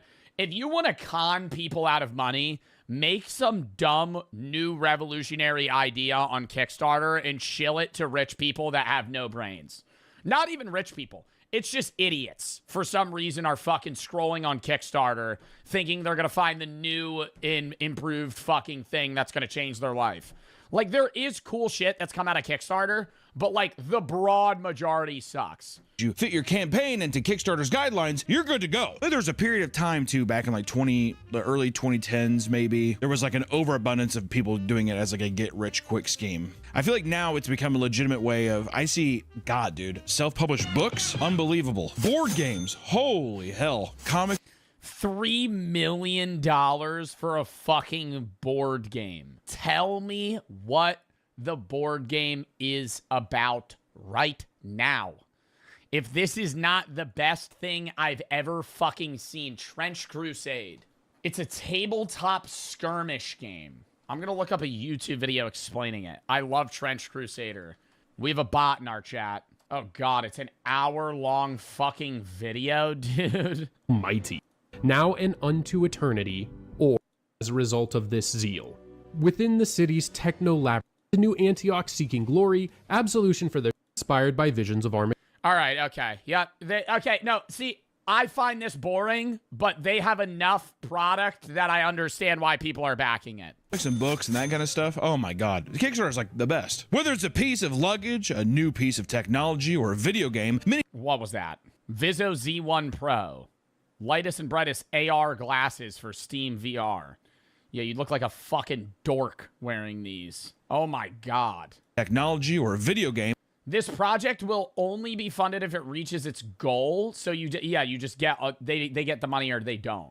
Technology or a video game, many people have built entire franchises that have started out on a Kickstarter page. Indie games like Shovel Knight raised over $300,000 in 2019, creating a hit game that has now evolved into an entire series. Which, if you think about it, $300,000, you know, I think for a lot of people, I mean, it is a lot of money, but goddamn, I mean, so many games, it's like 20 million, you know? I mean, I got 300K and be able to make that is pretty impressive. Even just this year, games like Gundos are soaring over their Kickstarter goals, showing just how much See, I haven't been keeping up with Kickstarter in so long that it seems like it's really transitioned to being like an anime-esque, video game platform for a lot of like indie work, which is cool, where I think it used to mainly be like shitty physical products. People are willing to open their wallets to a project that they believe in. Not always promising the future too.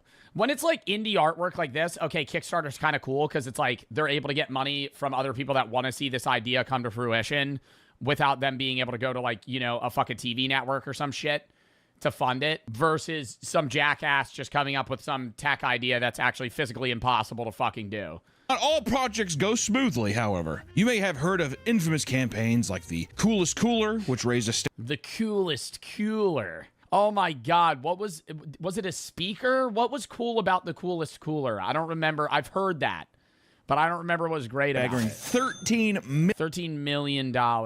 Why did it not work? Wait, before I Google it like a dumbass, let me see if he just says. $1 million, only to fully shut down years later after... Oh, did it make like smoothies and shit? That's kind of what you get into. Also, too, that's kind of... Oh, he doesn't explain. Now I gotta look up. It was a multi-functioning cooler crowdfunded on Kickstarter. They built a portable gas-powered blender. He re-engineered a cooler with a car stereo to bring an Independence Day beach party for friends. So it's a cooler and a blender. Oh, it has an ice-crushing blender, a Bluetooth-resistant speaker, a USB charging port, LED lamps, a bottle opener with a magnetic cap, plates, knives, corkscrew, and a removable divider that can be used as a cutting board. That's a cool product, though. Like, I don't think the people that invested into that are stupid. You know what I mean? Like, because that's like taking like a cool JBL speaker, jamming it into a cooler, and having like everything at once. How did it fail? Because they probably weren't able to make it. Like, a lot of the time, they'll like lowball you, and they'll be like, yeah, we could produce this if we get this. But it's like, they're charging people $100. They need to charge $250 for the product. You could even say it's the coolest cooler. Mod that guy. Reach a goal and... Mod that guy. And if it goes way over, you're like, I have no idea how to scale this. And then you become an entrepreneur versus a guy who's like, it was a pretty cool cooler. Put a speaker in the cooler. It's pretty sweet. With people's generosity being the focal point. Do you know the problem? Okay, maybe they did. I don't know how it ended because I didn't read the rest of the Wikipedia article. But I would presume that a speaker inside of a cooler is probably like...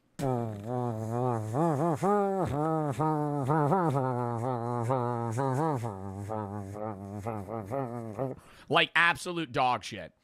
It's just muffled to shit. The contents of the cooler probably changed the audio. With people's generosity being the focal point, you probably aren't surprised that there are all sorts of stories in which people take advantage of it. So today we're going to look at the wild world of Kickstarter, from product failures to full-on scams, and even we have to throw in a couple of mental breakdowns. For the very few Kickstarters that are actually practical, there are thousands of ridiculous projects that either fix a niche problem or do AI-powered dog translation collar. What? $100,000, 370 backers. How much did they each put up? $286 a person? Bro. Niche problem or do like nothing. They don't do a single thing. The licky brush, for example, is a piece of rubber shaped like a tongue that you put in your mouth so you can lick your own cat, which I don't know.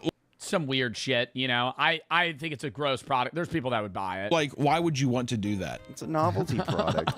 So you don't get hairballs.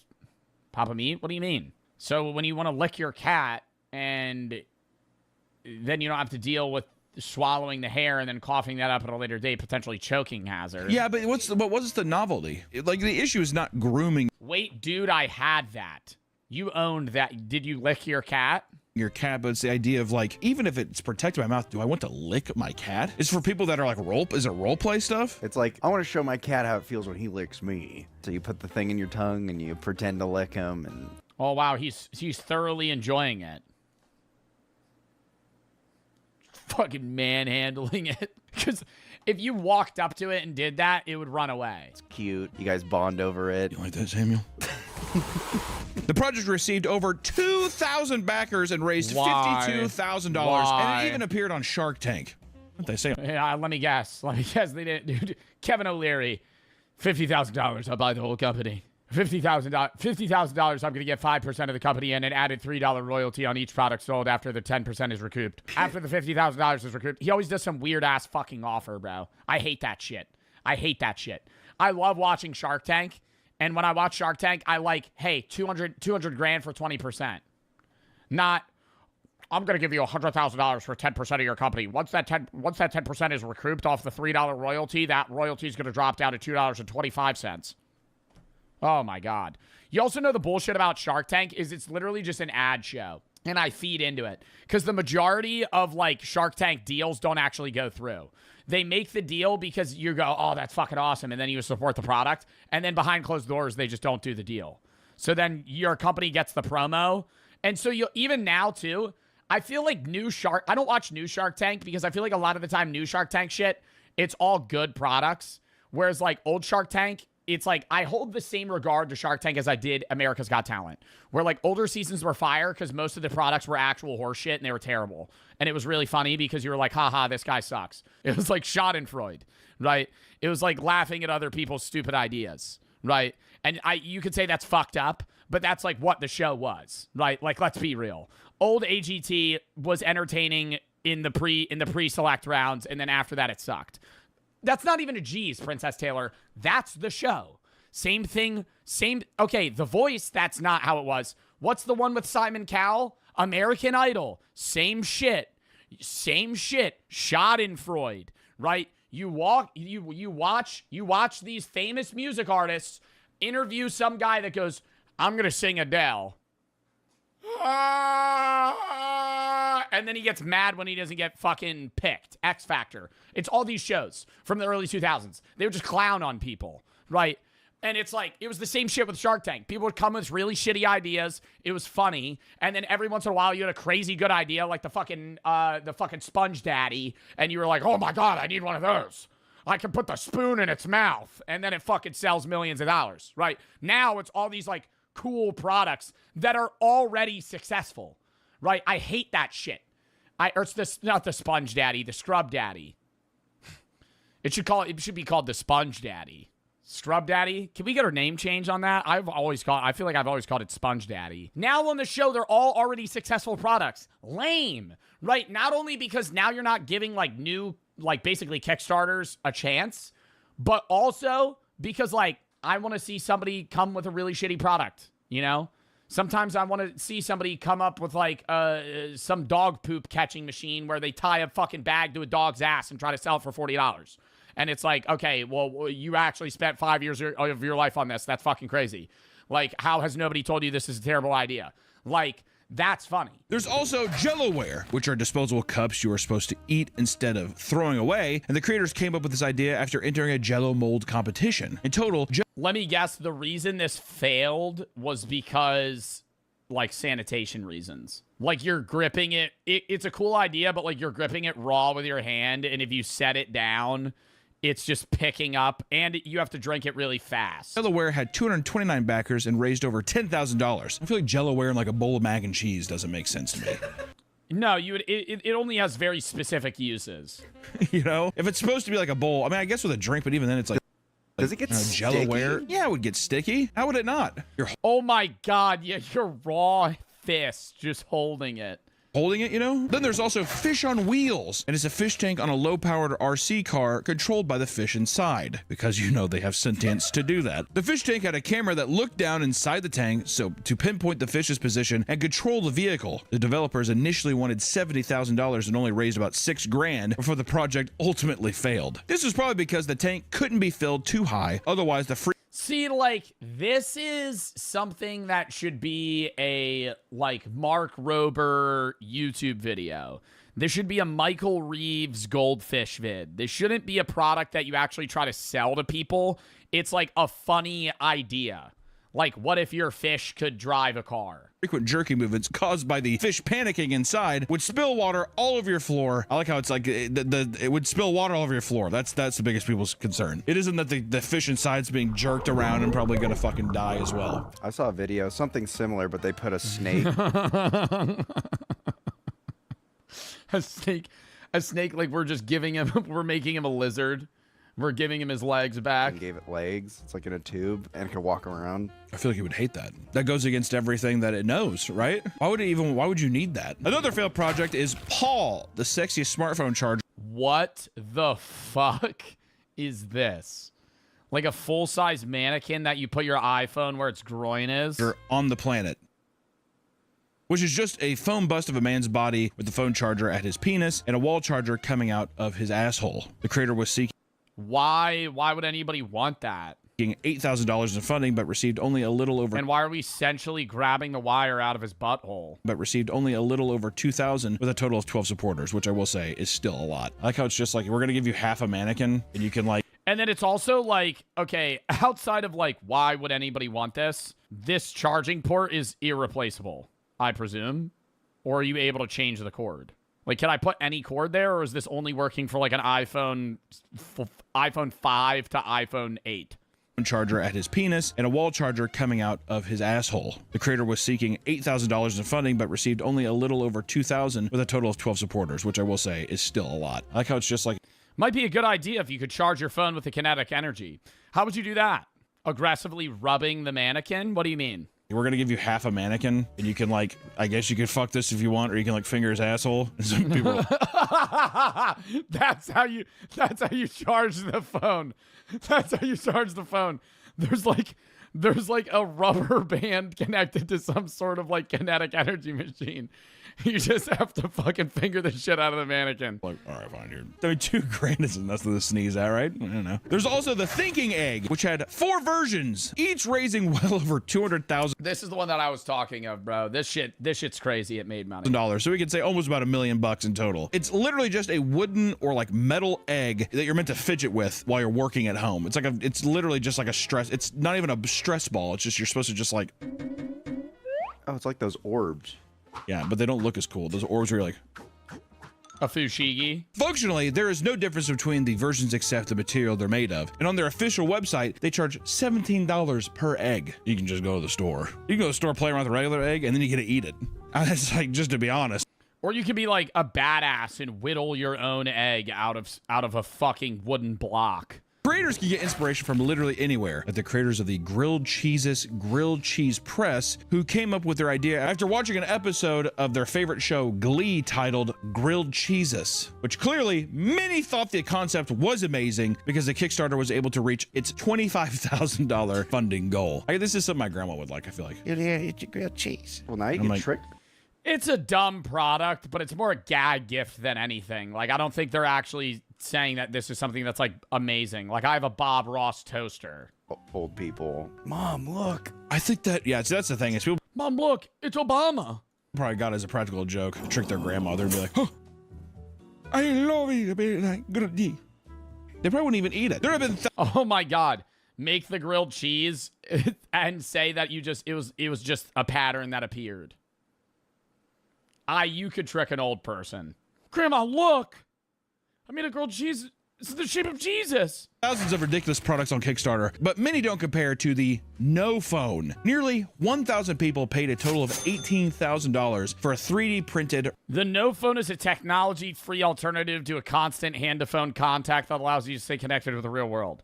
So it's just a fidget to make you feel like you have a phone when you don't have a phone. Rectangle to combat cell phone addiction. They created a pretend No Phone demo. Thank you for the demo. Definitely really needed to see this in action. phone to act as a surrogate to any smart mobile device. You can clutch your comfort without having to actually use it, which is just sounds so. Oh my God, this is ideal for when you're in an awkward scenario in a social setting, and instead of checking the weather app like everybody, you just go on your No Phone. Hey man, are you like being like a loser? No, dude, I'm on my No Phone.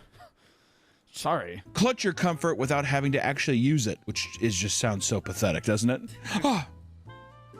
Apparently, there's a study that shows that 3 days without your cell phone has similar effects to cocaine withdrawal.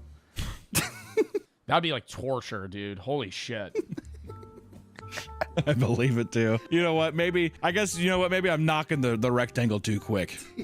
I mean, like it's like a thing of non-alcoholic beer, so you can still have the simulation or like the I don't know the normality of drinking when you're trying to get sober. One upgrade consists of a stick-on mirror so you can take selfies. Though it was fully supported, many of the comments were disappointed, saying they either never received the product or their mirror came scratched. Oh, brother. I got the No Phone. It's extremely bad quality. It doesn't even have any weight. Feels nothing like a phone. Seems pretty fitting for the product. Extremely disappointing. Even if this is a paperweight gag gift, for the price we paid, it should be better. Ordered 2 No Phones without selfie upgrade. Why did you buy 2? Got 1 No Phone with 2 selfie upgrades. Well, an adhesive plastic mirror probably works out to be a more practical Christmas present. Lol. Wait, it says it works as advertised. It doesn't do anything. It'd just be like me giving you a rock. And why are we saying selfie upgrade? These are bots, bro. These are bots.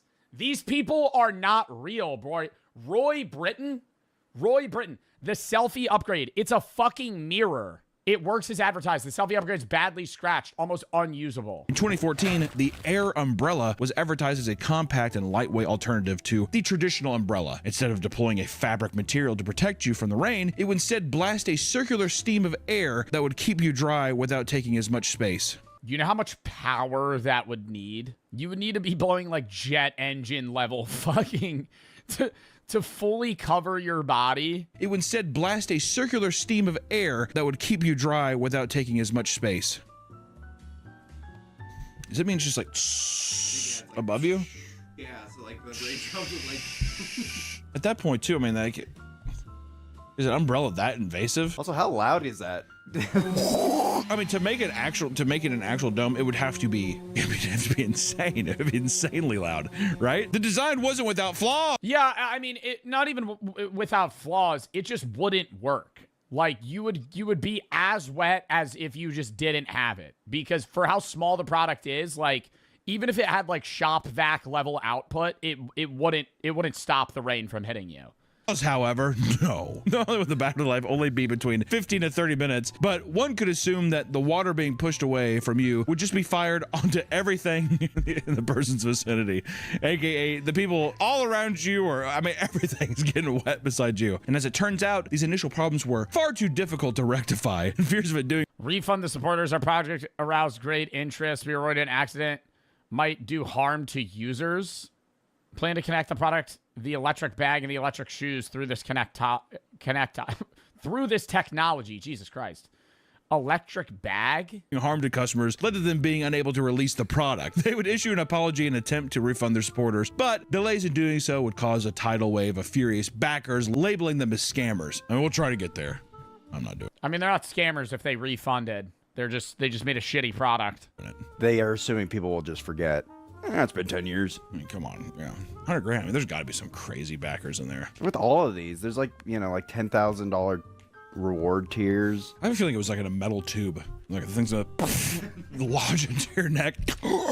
Some Kickstarters can feel downright pointless. For example, a Kickstarter campaign titled We Demand Peace in the World Now details the development of a smartphone app that will bring everyone together. Basically, people would download the free app to show that they demand peace in the world. And according to them, the app would feature their song We Demand Peace in the World Now and a video of Peace Flash Mob, which honestly I think could do nothing but spread more hate, more vitriol. If I saw that video, I'd be like, I think the world's in a pretty fucking good place. If this is what peace in the world, I don't want that. If that's what peace in the world is, no thank you. Their goal is to have people around the world memorize this dance as well as the lyrics to the song so they can start organizing their own flash mobs to spread the idea of peace. Their ultimate goal was to convince people to all do this song and dance one Saturday a month for at least a year in cities all across the world. You don't even need money for this. Why are you doing a fucking Kickstarter? You just make an app yourself. Come up with some stupid fucking dance. The government that they will not tolerate any of the wars and the fighting and killing must stop now. Despite their best efforts, only 18 people backed the project out of. Yeah, 18 people for a fucking shitload of money, dude. How were they each putting in $200? $30,000 they wanted for this app. Only about $2,300 was raised, which also begs the question as well, Nick. Instead of it being an app, couldn't this just be a YouTube video that you hope goes viral? We can't make money on it that way. Exactly. How am I going to make the ad money from the app? Make the ad money on the app, and then also, yeah, is it really a movement if people don't have it downloaded on their phone? That kind of stuff. I mean, think about how bad flash mobs already were. I mean, who wanted that? Whoever saw a video and they're like, okay. People don't realize this, but we're about ready to transform this busy square into a dance party. Well, it's because of High School Musical, I bet. They're like, what? They saw High School Musical. I don't think High School Musical made flash mobs a big thing. I feel like Harlem Shake made flash mobs a bigger thing in that time. When were flash mobs big? Like 2013? No, you know what it was? It was Harlem Shake and Step Up. More than fucking High School Musical. Step Up the movies. Great movies, by the way. Great movies, by the way. If you've never seen Step Up, it's like fucking sick dance battles. That's like the premise of the film. It's awesome. There's like 4 of them, right? It's just like literally skip the plot. Skip the plot. If I watch a Step Up movie, fast forward, just go to the dance battles. Fast forward, go to the dance battles, right? But I feel like that probably made people want to do flash mobs more than High School Musical. Because High School Musical is not really a flash mob, more so it's just like a weird, like, utopia where everybody just loves to sing. To me, a flash mob is like, you kind of spring it on random people that don't. I'm not gonna lie, I feel like that would, oh god, this is really gonna make me seem like a pessimistic person more than it already does. If I'm having like a nice day, and I'm outside at a coffee shop, and it's like a busy street, and people are walking by. I'm just having a conversation, and then out of nowhere, music starts blasting, and everybody just goes, and just pulls off their clothes and just starts going. I'd be like, let's leave. Let's leave. I don't want to be here. In 2013, Doug Evans created an exciting product called Juicero that drew in a total of $120 million investments for Juicero. All right. Their main product, the Juicero Press, was essentially a fancy juicing machine. The catch is that the machine was only designed to work with Juicero's own branded product packs, which were fairly expensive for what they contained. Customers would pay for a subscription fee of $35 a week to regularly obtain these produce packs. $35 a week? The machine itself was overly complicated, requiring a Wi-Fi connection at all times to operate it, and each packet contained a QR code which needed to be scanned by the machine and confirm that it was both an official Juicero brand packet that wasn't expired. Which also, what kind of fucking Apple bullshit is that? You have to have Juicero packs. You can't throw a goddamn... Yeah, because then there's no world where like another company could undercut them, so they're just keeping the entire process in their court. Damn orange in the thing, it'll work. Also, is this like a juicer for spacemen? A pack of goods? Their whole thing was like, it's freshly squeezed, but it's in a bag. And all the machine does is just squeeze the bag. So it's already a bag of juice. Yeah, so you can literally just take the bag. Can you just, yeah, I was like, can you just... Go, Juicero, go! Just a good shit. My orange juice! At launch, the product cost a whopping $700. Wow. While the product was doing all right during its initial launch, they were still losing money due to the high cost of producing it. What is this machine made out? Yeah, what are the profit margins on a $700 machine that literally just squeezes a fucking... It's probably the technology for the QR code that's probably expensive. Because them building a technology where you close the door and it just squeezes the juice packet probably isn't that hard to make. Dude, it's made of gold. All the wiring is gold. Things took a turn for the worst, however. No. When Bloomberg exposed them by revealing that the juicer itself was not necessary to consume the drink. Who thought that you needed the... I mean, it's a bag of juice. Cut a hole in it and put a straw in the bag. You got juice on the go. Yeah, I don't know why why is the central marketing the product? Because it seems like they're trying to, like, bottleneck everybody into their own... Maybe that's the wrong terminology. It's like, hey, if you buy the product now, you're only going to use Juicero because it's like you wasted money on this.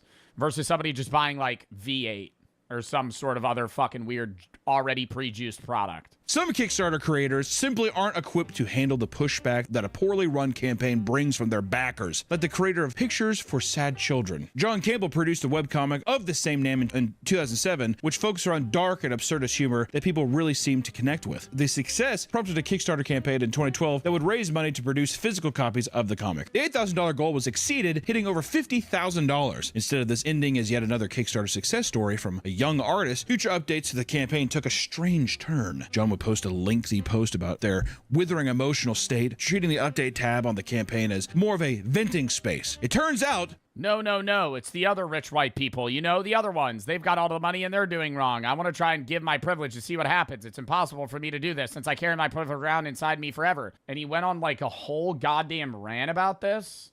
Actually, just crashing out. I've stopped paying rent. I've stopped paying most things. I'm keeping my phone plan for now, which is $50 a month. I cook all my meals at home and spend very little money. Their withering emotional state, treating the update tab on the campaign as more of a venting space. It turns out that the pressure was too much, and John would express their anger by posting a video update titled, "It's Over." In it, the text reads 127 emails about this book. The video then shows 127 books being burned in a bonfire over ominous music. John reveals that the last 25% of the books will not be shipped and refunds will not be processed before threatening to burn one book for every future message received about it. Along with the video came a novel-sized... How does he think he's in the right?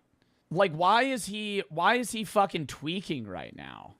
Like, he's upset that people are, like, heckling him for their books that he had and then didn't ship out.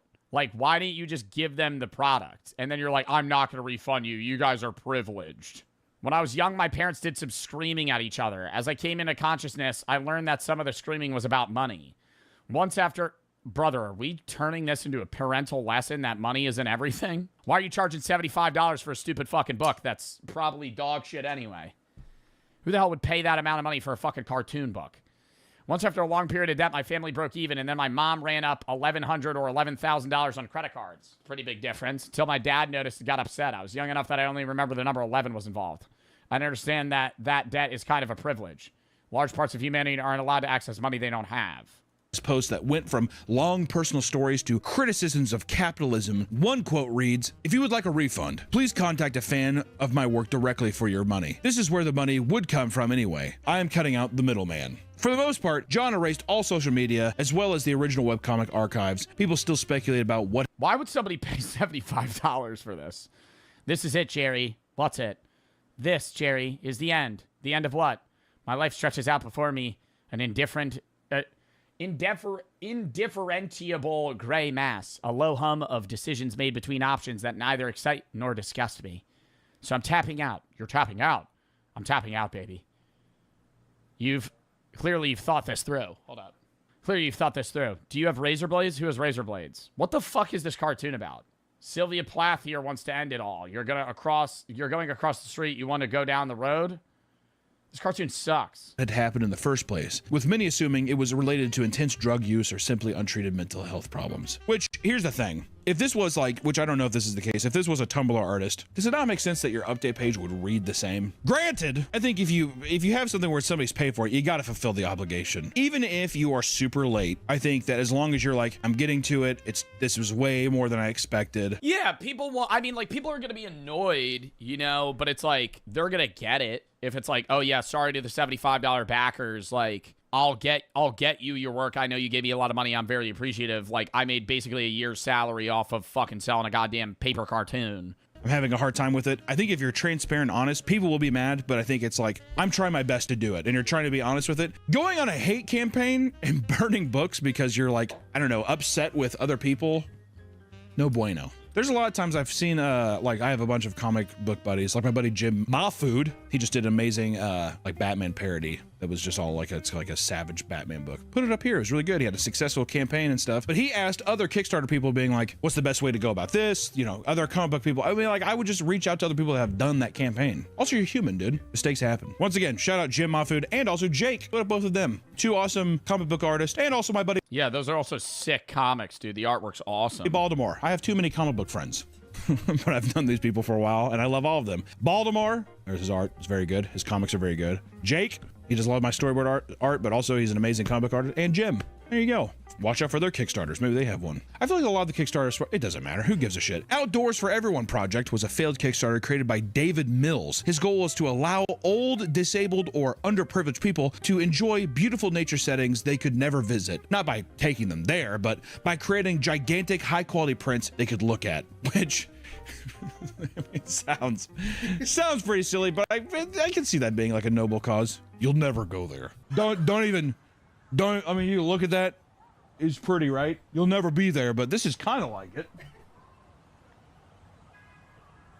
These photos, which they refer to as big, awesome photos, would be displayed as an hour-long slideshow presentation. Oh, how insane. And they're selling that? You could just fucking Google those images yourself. The whole thing is that when it was made clear that the crew would have to travel to all of these nature spots and national parks themselves to take the photos, people started to claim that this was all an elaborate play for them to fund a nationwide vacation, which does sound more likely. I will say this. There are things called translights, and there are, like, backdrops to shows. These, I mean, just to print, I don't know, like a 20-foot wide one, they could cost like 30 grand. So then if you want, and that's a high quality print that's like, you know, I would say it's like, it's not paper, it's actual fabric that's gonna last, you know, it looks good from a distance, all that kind of stuff, right? That you'll see in a show. $185,000 does sound like it's just like, this is for me and my boys to go take the photos for like a year. We can all take off our jobs for a year, we can get paid, we're not losing any revenue, right? Because if you're doing that and you're selling it to a person, what person's gonna want to pay like 30 grand for which is a giant photo? If you're trying to emulate it being like, oh, I'm looking out into a thing, yeah. Not just a frame picture. That'd be more of like a virtual reality thing. Yeah. It's just like, get a VR headset. Which even then, it's like, yeah, just put on a fucking Apple headset or whatever and just be like, holy shit. The project would only receive $1,453, and Kickstarter soon... Yeah, when that happens, they just get their money back, right? And why are 6 people pledging that amount of money? Like, I want to know the average income of the pledgers on Kickstarter for some of these projects, because it's like, people are putting like upwards of like $250 to $500 for some of these things. It's just like, why are you even wanting to spend that amount? Like, why not just get something that's high quality that exists rather than a prototype if it's a physical product? And then for something like this, it's like, you're getting promised a fucking slideshow that you could probably watch on YouTube yourself.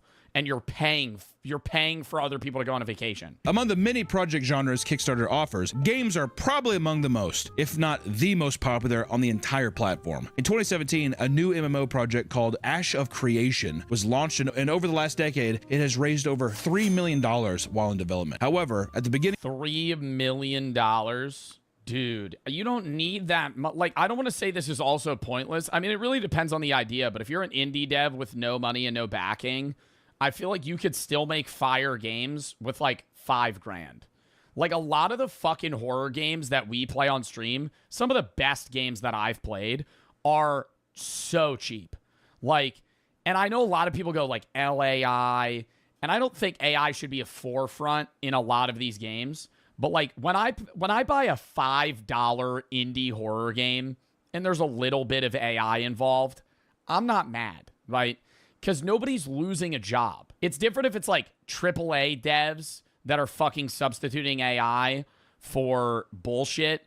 But if it's like an indie game dev that's trying to make a game that he wouldn't even be able to make alone unless he supplements some level of like AI voice creation or something because he doesn't have voice actors, like, I get that. But at the same sense, it's like, you don't want AI-generated bullshit because it's, like, lazy. So I get the complaining parts of that. In my opinion, if you're going to do AI, have it in the background where it's, like, useful. I think AI should only be used if you're an indie dev. You're alone making something, and it's not hindering the gaming experience. It's not shortcutting stuff. It's enabling you to produce something in a cost-effective way where you could actually create the thing you're trying to do. When they use like AI for voices and, you know, the fucking NPC pivots to you and goes, "Hello, I don't understand why." Just don't even use fucking AI, right? Have people read it. I would rather have an indie dev game with paragraphs of text that I have to read than something that's voice acted by like a dog shit AI with some horrible fucking voice acting. Like, that sucks. Of the year, the creative director and co-founder Stephen Sheriff stepped down from his position due to the ethical conflicts with the board of directors. This led most of the staff to leave, and the entire project was scrapped, including the Steam page, which had already been selling an early access version. Since thousands of people had already purchased early access to the game, Steam had begun issuing refunds to anyone who bought it. And for those who were still in the company, the board laid off. Isn't this recent? I feel like I heard about this on like not Tiltify. I heard this on TikTok. Like, this has been in development for so long. It was supposed to release recently, and they did, like, some sneak peek. What game has been in development for the last, like, 8 years that was just, like, absolute dog shit, and they scrapped it on Steam? Was it Ashes of Creation? The remaining staff had GTA was the studio. No. Many former employees later said they never received the final paycheck and sued for unpaid wages. This was, like, a big one. Because my buddies actually paid full price for it, and then $3 million to have this wood chopping animation. This was like a big one because my buddies actually paid full price for it, and then it was only up for a month. No shit, Ashes of Creation. I think they're doing one last like pump and dump. Basically, they're like, let's release this in early access, get as many people to buy, and then just bail. And then Steam actually locked their funds. So this is the game that I was thinking of. Wow. Yeah, so they couldn't get paid because Steam saw that they were just trying to do a fucking money grab and run. Could not pull them out. Yeah, it's bullshit. There's so many different kinds of these games where I feel like it's released for a day. Well, are you talking about the one that was like Concord? Wow. I'm one of the few that played Concord. I made a video for Concord. And then the day after I made the video, the game got deleted. And they said you could take it down. And I was like, oh. Yeah, Concord did very bad. I played that game, and I think it peaked on launch day at like 200 players. And like 50 of them were like streamers. Like most of the players were streaming it. Released for a day and they just shut it down entirely. I forgot what its name is. I'm not good with video game names, but I feel like there's a ton of them that do this kind of shit. Also, I want to say $3 million over the course of 10 years is not a lot. They had to have probably some other kind of backing that they didn't tell people about. They had private investors come in So that's probably why they also dumped it, because those private investors probably came in there like, we're gonna fucking kill you unless you give us money. Mythic, the Story of Gods, was announced in early April of 2012 as a mythology-based RPG. The company behind the game boasted that it had ex-Blizzard employees and even Disney and Pixar employees working on animations. It didn't take long for the game to gain traction and raise close to $5,000 toward its $80,000 goal. However, some people felt something was off. Yeah. A video game. Did they not have any of those devs? First off, $5,000 is, I mean, is that gaining traction? I guess. But then also $80,000 to make an MMORPG? Definitely a scam. That is, or no. It's like a little kid, but he made the Kickstarter. After doing a little digging, people found that the entire campaign was a mix of other games, projects, and businesses. For starters, the art of the game was stolen from other games, and the pictures of the company's office were real photos taken from...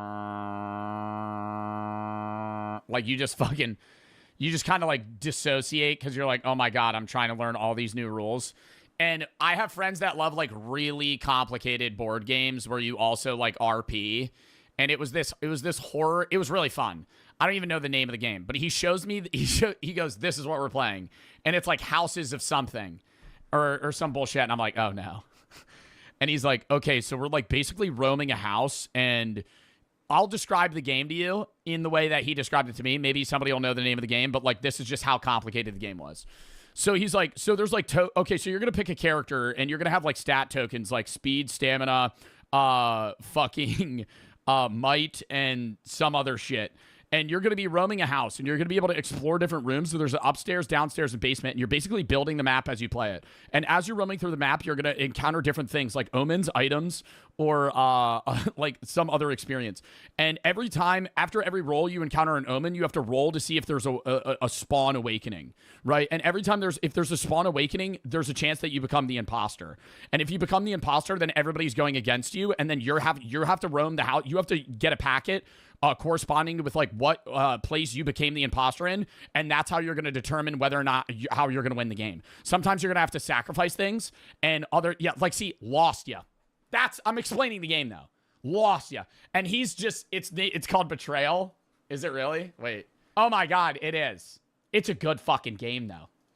It's a good game, but if you're somebody that is unable to learn how games are played, my God, this game is like actually word vomiting calculus onto you.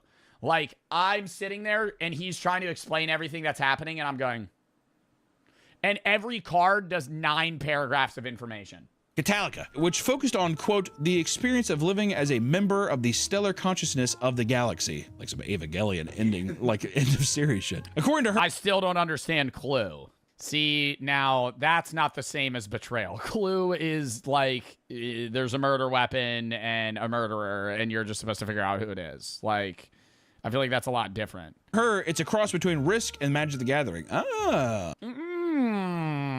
Yeah, but you can't just say that shit. That's like you just getting buzzwords of like my favorite shit. This is a board game of a mixture of like Risk, Monopoly, Magic the Gathering, and like Trouble at the same time. And I'd go, oh, really? Now you're speaking my language. A decent-sized audience of interested people easily hit the goal of $7,500, which allowed Molly to... What's the best board game? If I had one board game to play for the rest of my life, it's Risk. Rest of my life, maybe I'd pick a game that has like more to do. I've always wanted to try and play Catan, because I know a lot of people say that's a really good game. But I love Risk. I hate Monopoly. Bro. How many Monopoly games have you ever fucking finished in your life? 3? You've played probably 100, finished 4% of them, because it always just ends up in a stalemate where you're 6 hours into the fucking game. You're 6 hours into the game, and it's like, you all have hotels. There's only 2 people left, and it's like you're just fucking rolling.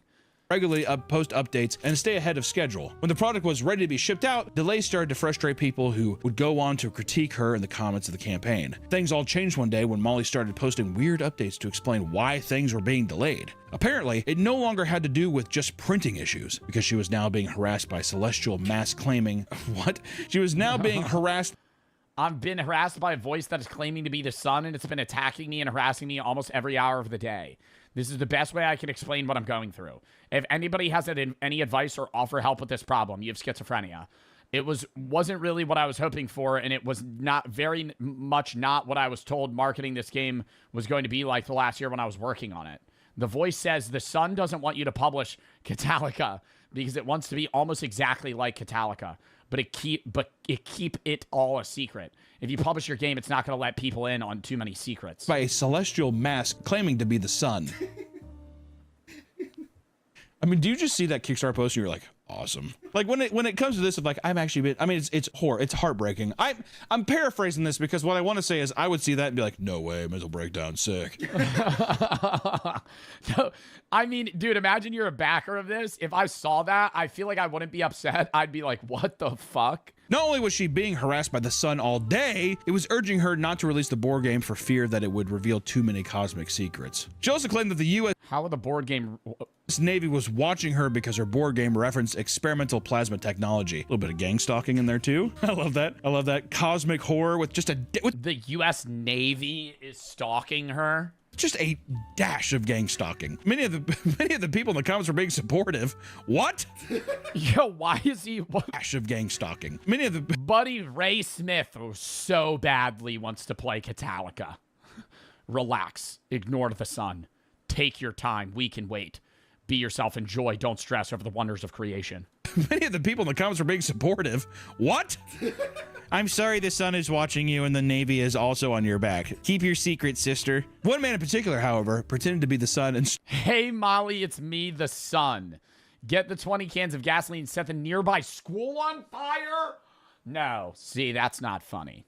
That's... Started urging her to buy 30 gallons of gasoline and light a nearby school on fire. Jesus Christ! God damn! Are you kidding me? See, now that's a problem. When that's you know an you're issue. openly talking to a mentally unwell person, yeah, get 30 gallons of gasoline and fucking set a school on fire.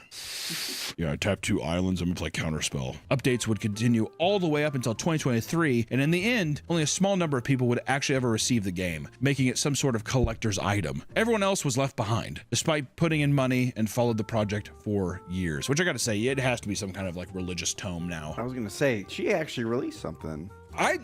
It's insane that the person who was talking to a celestial mass pretending to be the Sun and being gang stalked by the U.S. Navy actually fulfilled more products than 99% of the Kickstarters that like scam people. Even if there was some good intention down there. Good on you, Mal. Yeah, I mean, it just sounds like she's having a mental... And yes, I mean, she was having a bit of a mental oopsie daisy, basically, yeah. Or do you think she was just faking it to get out? No. I think that if you... That's a very in-depth faking it. I feel like if you were coming up with some bullshit, that's like an over-the-top excuse. Like calling out of work, you could just be like, I'm sick. Whereas, like, why would you be like, hey, sorry, I slipped and fell down my stairs and broke my my left fucking ankle, and now I'm in the hospital for an extended period of time. I won't be able to go to work tomorrow. It's like too much of a lie. I think that she was probably going through some shit. With the intention still of being like, I want to release this thing, but like physically and mentally, I cannot. Most Kickstarter projects rely on advertising and backer interest to succeed, but some people skip making a product entirely and just use the platform to beg for money. Many attribute the rise of beggars on Kickstarter to a 2014 project in which a man making a potato salad, $55,000. Is he going to ship the potato salad to you? Wouldn't it be like rotten? Simply asked for $10 to make a potato salad. The Kickstarter would go viral and receive over $55,000 in donations and spawn countless other projects similar to it that were just asking for money. Seeing the success. Damn, bro. I feel like this feels like an early like meme coin vibe.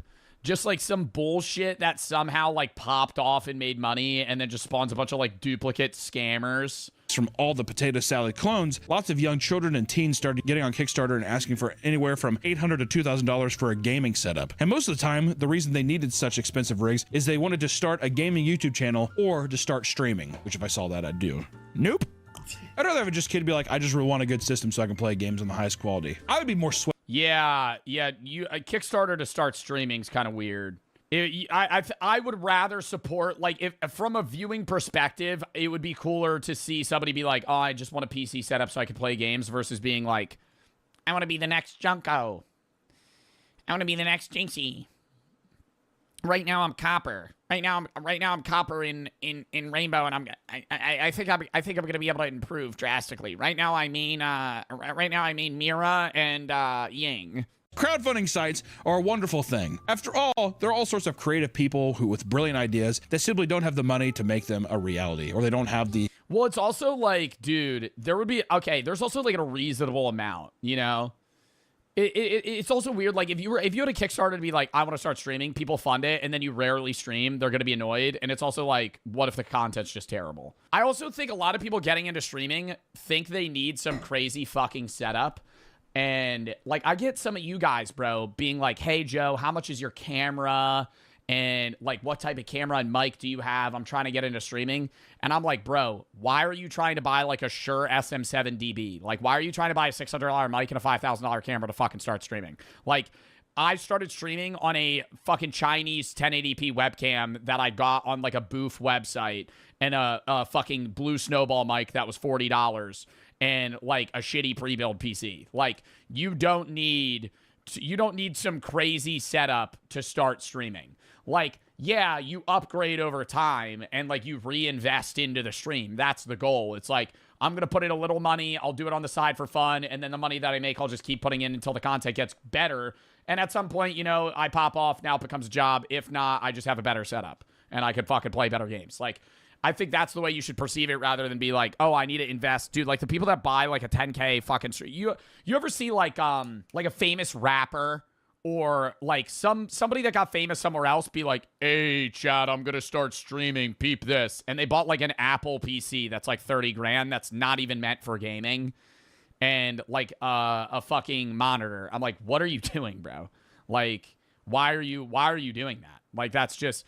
It's not even just, like, financial irresponsibility. I'm like, why are you spending that amount of money to fucking start streaming when you don't even know if you're going to be good at it, regardless of the success you've had elsewhere? That's just fucking nuts. Hey, I really want to start streaming. Goal $5,000. Fulfilled. They launch stream, and then this is their webcam angle.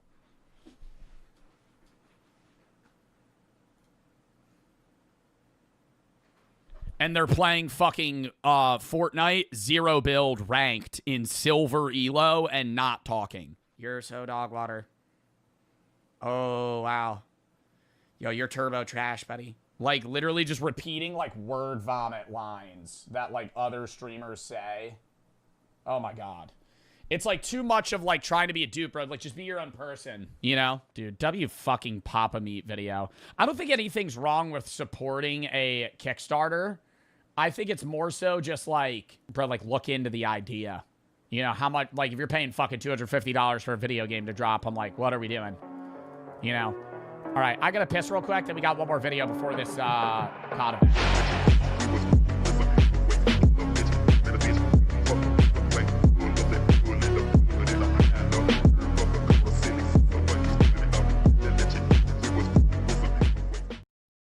History's most ridiculous jobs that no longer exist. That no longer exist. In this day and age, we really take for granted just how quick and easy it is to be able to communicate. Back in the days of yore, not everyone was rolling around at the speed of sound. It could take several weeks to be able to relay critical information to your buddies, and a lot can change in just a few weeks. Nevertheless, delayed information... Being a message carrier, that had to be one of the worst jobs during World War I. When they'd give trench warfare, because most people would die just because of bomb bombardment, they would give one guy, like, or not one guy, they would give 4 different guys the same message and just go, okay, now run to the other trench, knowing that, like, 3 of them are going to die, at least. Then if you make it, they give you another letter, and they go, okay, now run it back. No! What the f? I mean, like, that's, like, the worst job. That's going to be the worst job ever in World War I. Being the guy that has to run from in area to area, just knowing that you're probably just going to get blown up. Information was better than no information at all. And that's why highly trained long-distance messengers could make or break empires. First used thousands of years ago in ancient times, couriers were the best and fastest form of communication pretty much up until the invention of the telegraph in 1837. Sure, boats and trains made things a tad bit faster, but the principle was pretty much unchanged, physically transporting documents from point A to point B. The earliest and most sophisticated courier system of its time was that of the... Don't spam W subs. We're just going to silently move to sub-only mode. You know, you saw it, right? You know, there's a lot of Annoying chatters, just a little spam, you know, it's just, what are we doing? Mass 2 pointer, but the principle was pretty much unchanged, physically transporting documents from point A to point B. The earliest and most sophisticated— Oh my God, I never even thought about being a guy that had to transport a message from the king in the UK all the way to the United States. Holy shit. Motherfuckers didn't even know we were in war for 3 months, you know? You gotta get on a wooden boat and sail across the ocean to go, the king decrees that you shall stop. No. Really? Yeah, no. Tell him no. Okay. Gets back on a boat for fucking 4 months. They said no. Okay, well tell him I said that we're going to kill them. Okay.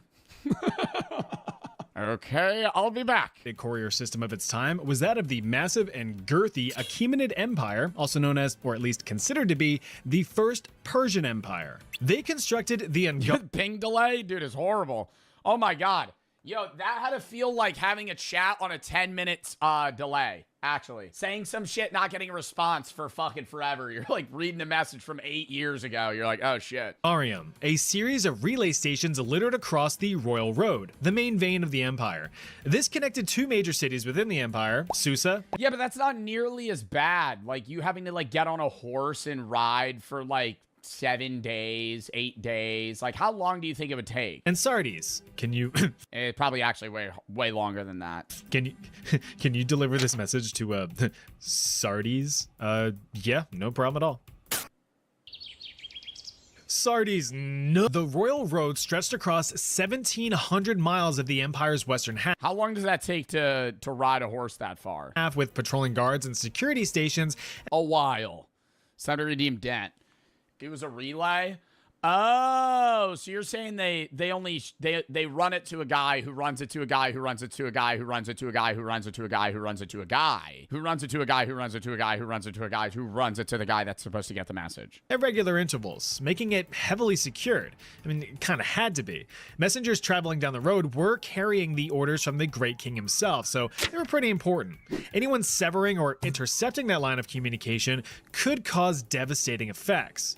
Also at regular intervals were checkpoints. These were relay stations that housed freshly charged horses as well as other messengers ready to pass things along down the line. This system of stations dropped delivery time from roughly 90 days on foot to just 7 to 9 days on horseback. Oh yeah, because you never need to take time to stop. Like you finally make it and you just give the guy the letter and he hauls ass. But what if you didn't have horses? Well, we'd have to ask the Inca. Jump forward 2,000 years to the 1500s, and not much has changed in the ways of communication. In fact, one could argue that it was way worse. With no horses around, Incan runners instead relied on their piggies.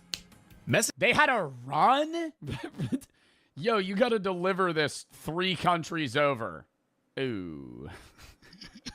Messengers of the king, called the Chaskis, were just running marathons. Fit and ready to rip, carrying messages across the vast mountainsides of the Inca Empire. Unlike their Persian counterparts, the Inca didn't carry the messages in their pocket. How well do you think these guys would fare in like a modern day marathon?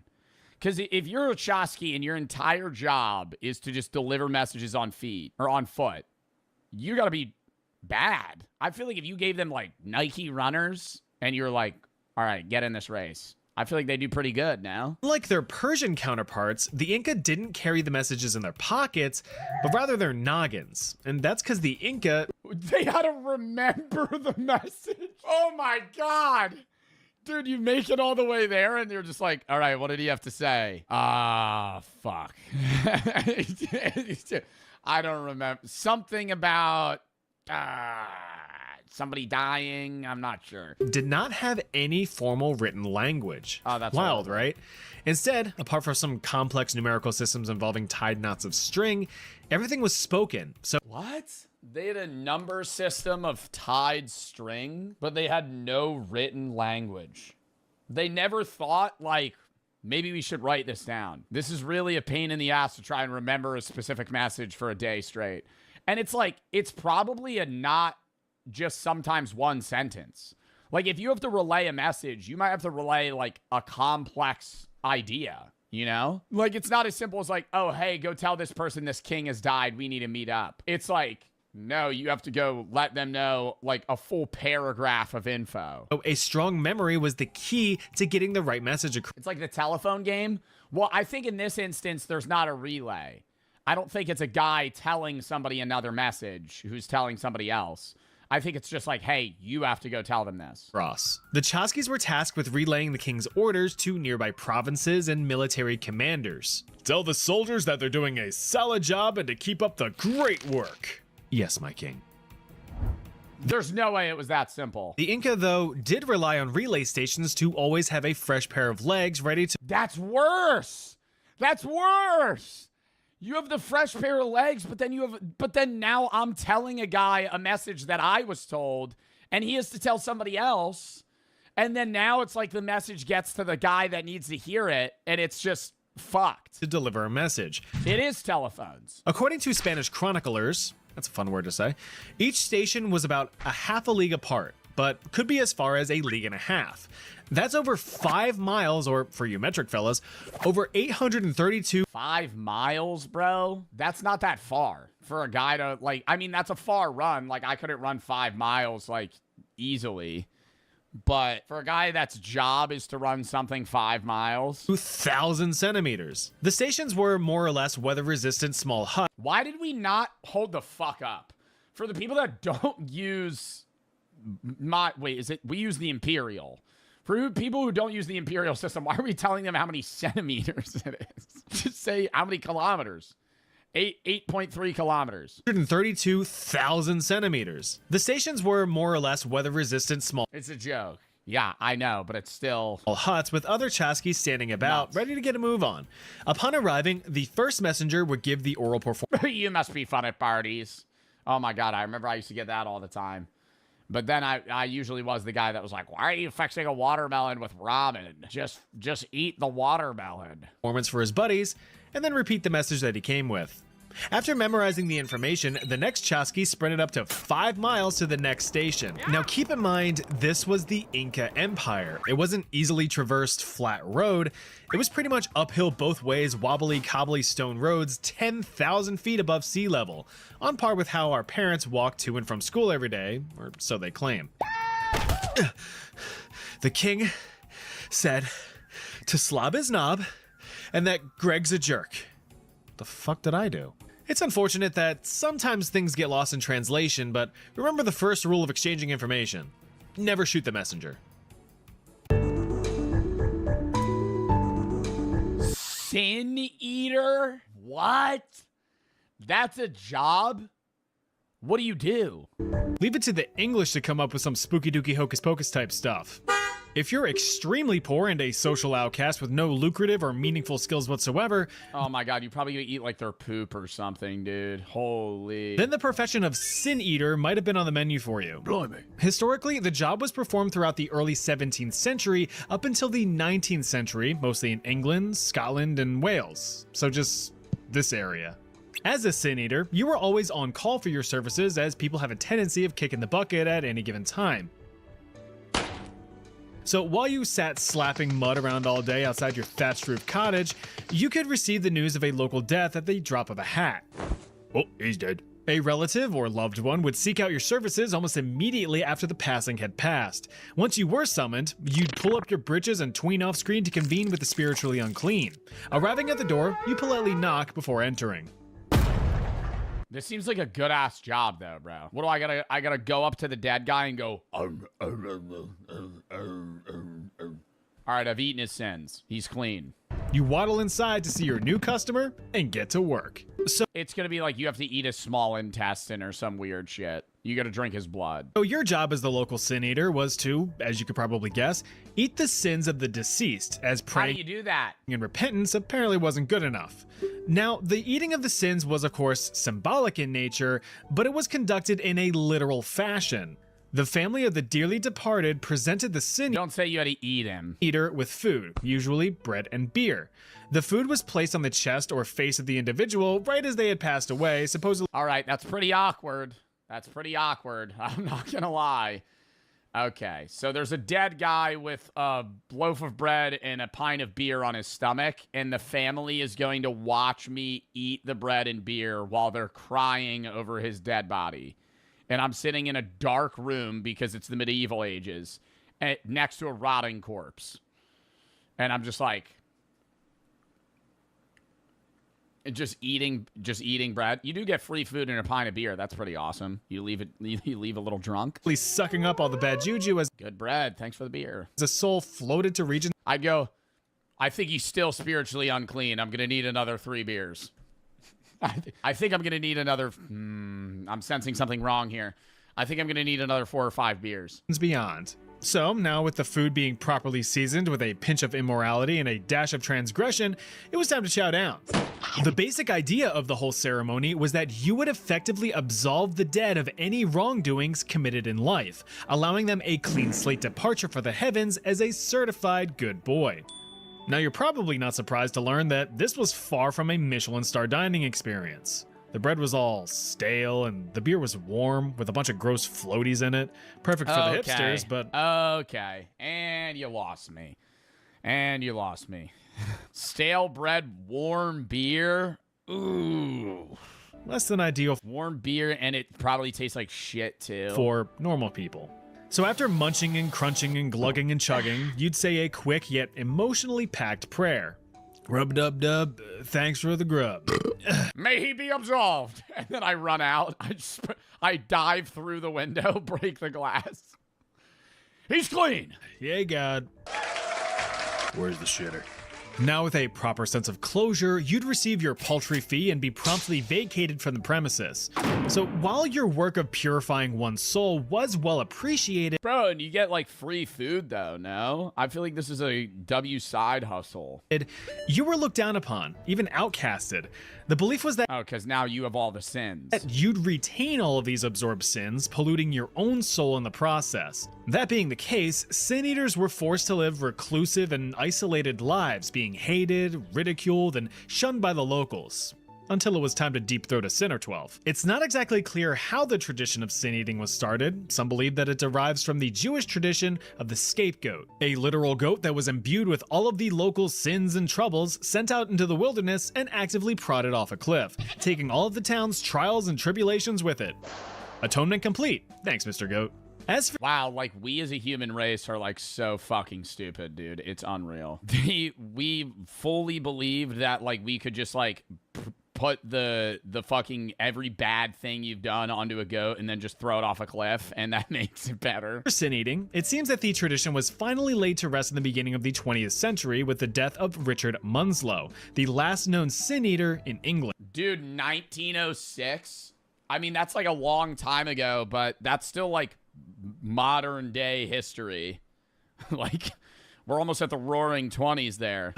He reportedly was a humble and well-loved farmer who took on the job after the premature deaths of his children.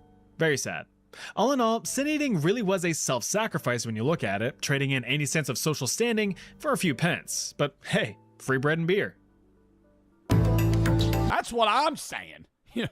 You know, you're a poor guy starving to death. It's like, all right, I'll eat your sins.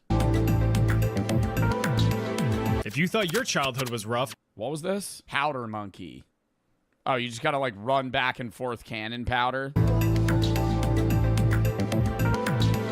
If you thought your childhood was rough, imagine dipping, diving, ducking, and dodging your way through cannon fire while slugging a heavy sack of gunpowder on a ship in the middle of the ocean. That's what powder monkeys had to deal with almost on a daily basis. So while they were kids, may have been pissed at your mom for taking your Game Boy away for a few days, powder monkeys were grateful if they even saw tomorrow. Back during the Age of Sail, naval warfare was a pretty common occurrence. Ships just blasting big metal balls at each other in hopes of sinking the other guy faster or causing enough damage to warrant a surrender. In order to give yourself a fighting chance, you needed a well-trained, well-supplied crew who knew their way around cannons. Besides ammunition, the cannons needed a propellant to send those cannonballs barreling at the faces of the enemy. That propellant, of course, was gunpowder. In the heat of battle, every trained sailor needed to man their stations and execute their responsibilities in order to have a decent shot at survival. Dude, I feel like I could be a fire fucking, like, pirate captain. I'm so serious. I think I could run that shit. We'd run training drills. You know, we'd fast load cannonballs. You know, cut the reload time down. Well, no, I'm serious. I would treat that shit like a video game. I feel like they didn't practice enough. I feel like a lot of the time they just went into battle and it's like, yeah, they had military training, but it's like, bro, you could really chop down the loading time on these fucking things. I can never get over the fact that, like, in the Revolutionary War, the battle consisted of everybody lining up in a line and shooting a very inaccurate gun and then standing in front of the guy that's pointing a gun at you and spending 2 minutes reloading and fucking, you know, pushing the metal ball down back into your gun. Like, why are we in a line right now? We're making it easier for them to hit us. I know it's like, okay, now we're shooting a wall of bullets and we're able to hit something. Why don't we shoot, separate, merge back, shoot, separate? Like, I don't understand. There had to be a better way to fight. Like, I haven't read Sun Tzu's Art of War, but, like, there's no way in those, like, early gun times that was the best play. But one responsibility that didn't need much training outside of carry this shit and run over there was that of supplying powder to the cannoneers. Since there wasn't much to the job description, they spread out once guns became accurate. Yeah, and then it was guerrilla warfare. But, like, still, like, guns aren't accurate. All right, I'm not about to walk in. Like, dude, they would just walk at each other and shoot. And sometimes it'd be like, oh, fuck, they're hitting a flank. They're a mile away. They're a mile away. They're flanking. They're flanking. Oh, take fire. What the fuck? I'm running away, dude. I'm not. What? And it's like they have the flag bearer. And, like, say the flag bearer gets shot in broad daylight. Somebody else has to go pick it up. You're just dead. Just for the symbolic nature of, like, holding the flag up. I'm like, we're just losing a man. Oh, let me put my gun down and go pick up the fucking flag. What? Task was given to young boys, usually between the ages of 12 and 14. Then you're not respected. Okay, I'm not respected. You see, back in this time between You're, like, actively killing your chances of winning. Like, I'm just going to target the flag bearer because that gets 2 for 1. You kill the guy that's holding the flag. Now a guy's got to put down his gun and go pick it up. The 16th and 19th centuries, people were just cranking out kids. Or some jackass who's playing the drums.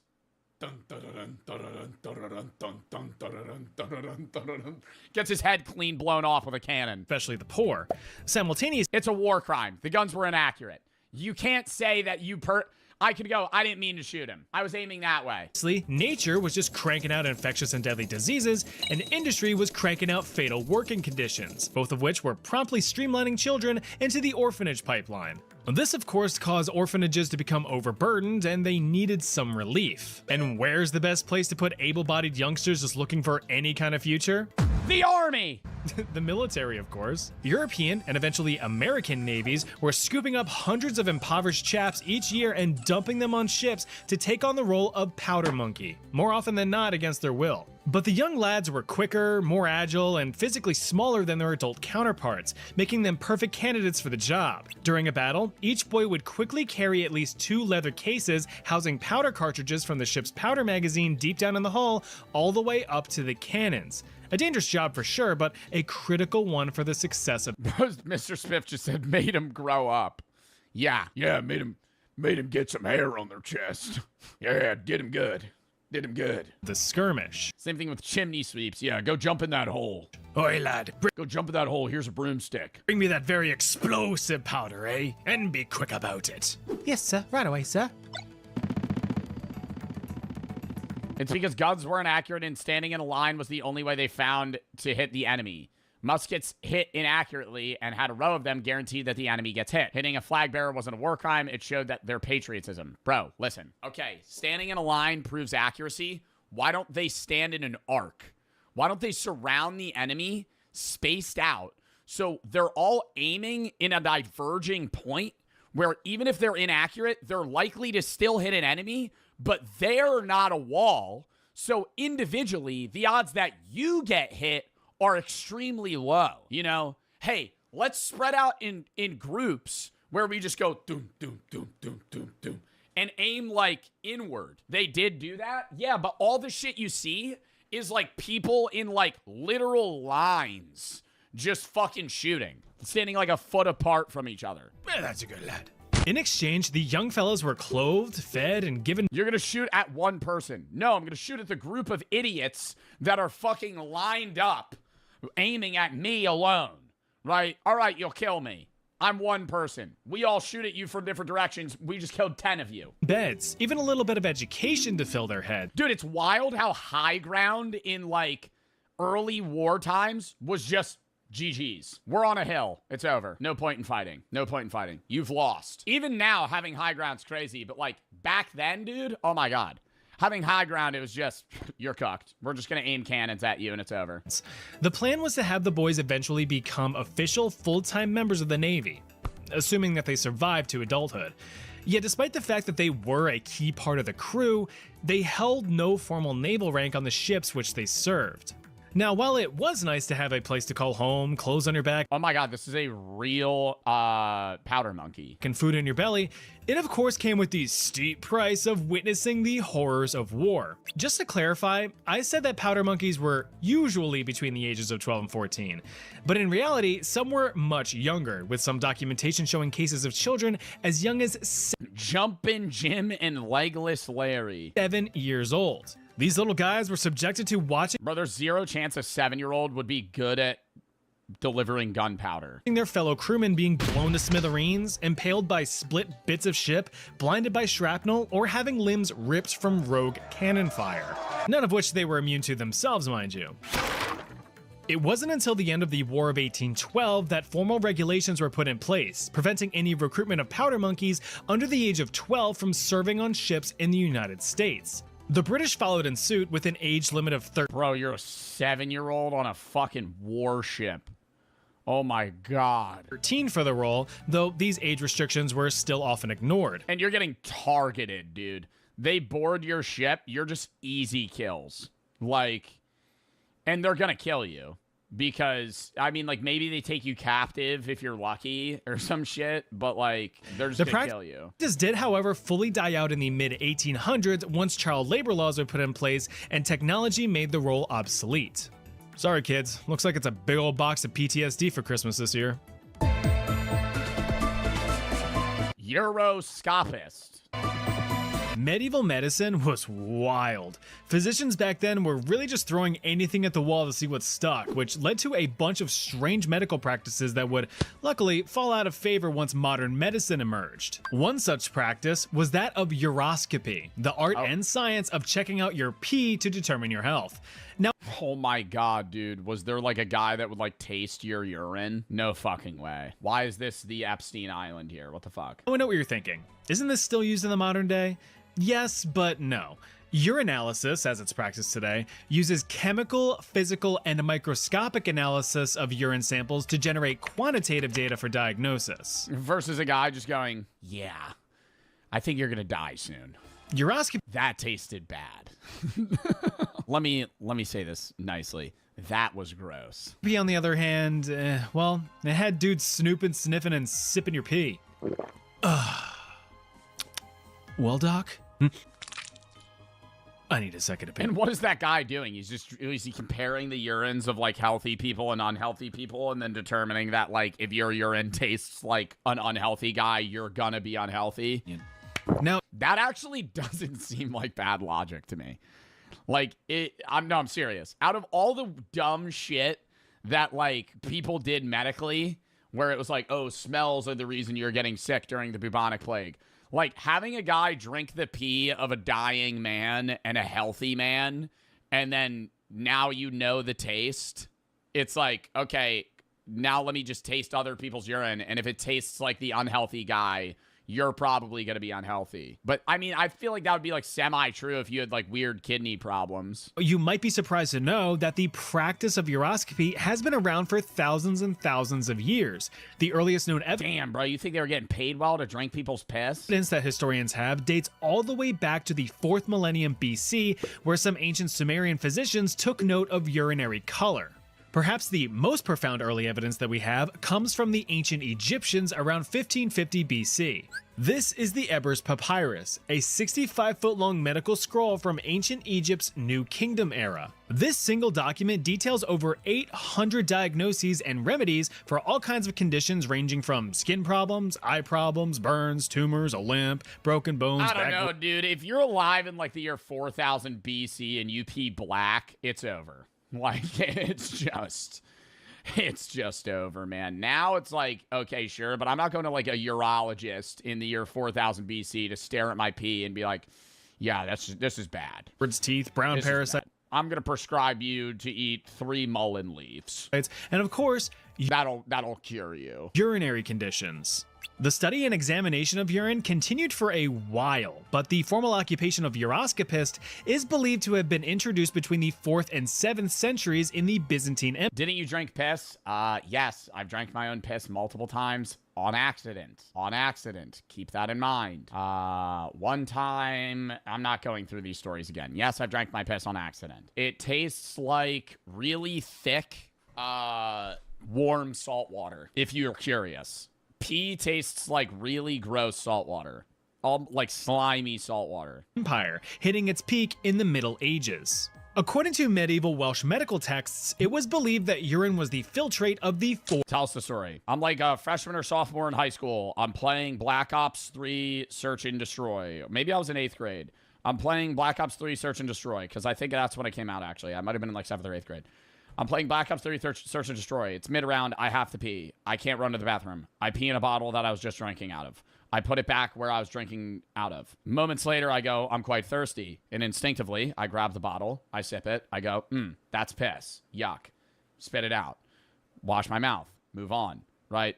I do it again like 6 months later. Then there was another time where I was drunk at my friend's house, and I packed a water bottle in my bag, my backpack, because we were going to go to a bar. I was going to sleep at his house. So I pack a water bottle in my bag, and I fall asleep. I wake up, and I go, thirsty. Reach into the bag. It's very dark. I start drinking, and about like 2 gulps in, I go, that's piss. And I put it down. And I go, I hope it was my pee. I assume it was my piss. But at some point, I think I had to have stood up and peed in the bottle in the middle of the night or something. I don't really know, but... yeah. Or humors: black bile, yellow bile, phlegm, and blood. Of course, we now know that there might have been a 4th time, but I think there was 3. Your pee is the product of your kidneys filtering your blood and excess water, but hey, medical science was still a baby back then. Because of this... How do you pee in a bottle? You aim the pee into the bottle. So easy. What do you mean? I've pissed in a bottle 1,000 times. 1,000 times. I've peed in a bottle. It's hard for women? Yeah, because they don't have a fucking rod to aim with. You're just, you're just guessing. Uroscopists believe that urine... Gatorade bottle's the easiest, but you could pee in a water bottle. There was one time where, those like snack water bottles? There was one time I was at like a track meet, and I really had to pee.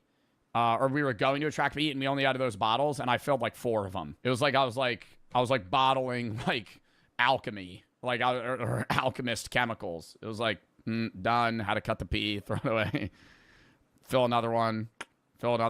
Was the end all be? Dude, I told y'all there was one time we're going to a track meet that was far away. It was like 5 hours, and my friend had to pee, but he didn't have a water bottle, and everybody held their water bottle. Like we wouldn't stop. So all the guys had piss bottles. Like you would just drink water out of a bottle, and then you would pee in that bottle, and then you would dump it out at the track meet. Like when we got there. And, well, there was one time that I filled my water bottle and I still had to pee. So I went, I need to dump this out. So I didn't want to wait till we stopped fully. So I was like, oh, I'll just dump it out when we're going slow. And I'm sitting in the middle of the bus and I'm dumping the pee out. But the fucking wind resistance is just slapping the pee right into the side of the bus. So the whole side of the bus is covered in my piss. And so I just go, well, and I just pee in the bottle. We get to the meet, and I step out of the car, and bro, the whole side of the bus is just stained with piss. I just leave. I come back, the bus is clean. I guess the bus driver might have assumed something happened. But there was another time, it was a spring meet, and I don't know where we were driving, but we were driving far. And my friend had to pee, but he didn't bring a bottle. So he peed in a Dorito bag, but he filled it so much that he was holding it like this. And we hit like a speed bump, and he went, oop, and then the bottle just smacked the ground, and the piss went everywhere. The piss went everywhere. It starts like dripping down. It starts like dripping down the aisle. Oh my God, it was hilarious. All for determining a person's health status, and thus it was the most important substance to study. The most telling quality of the urine was its color. So after collecting a fresh sample, I mean a real fresh sample, the color was immediately observed. But a problem with qualitative analysis is that it's completely subjective, whereas quantitative is objective. When it comes to subjectivity, one PP doctor may interpret the same color differently than another. For objectivity, gotta get multiple opinions then. Numbers are numbers. There's no argument there.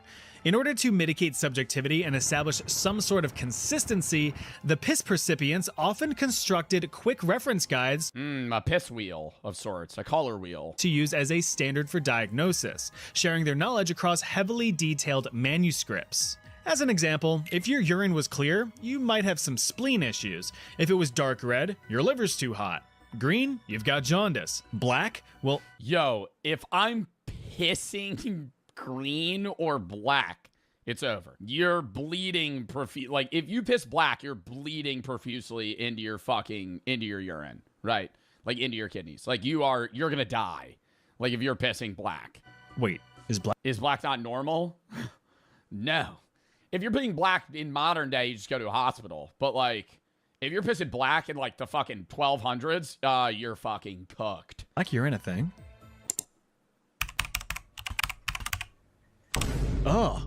Wow. That's just blood. It's just bloody urine. Oh, God.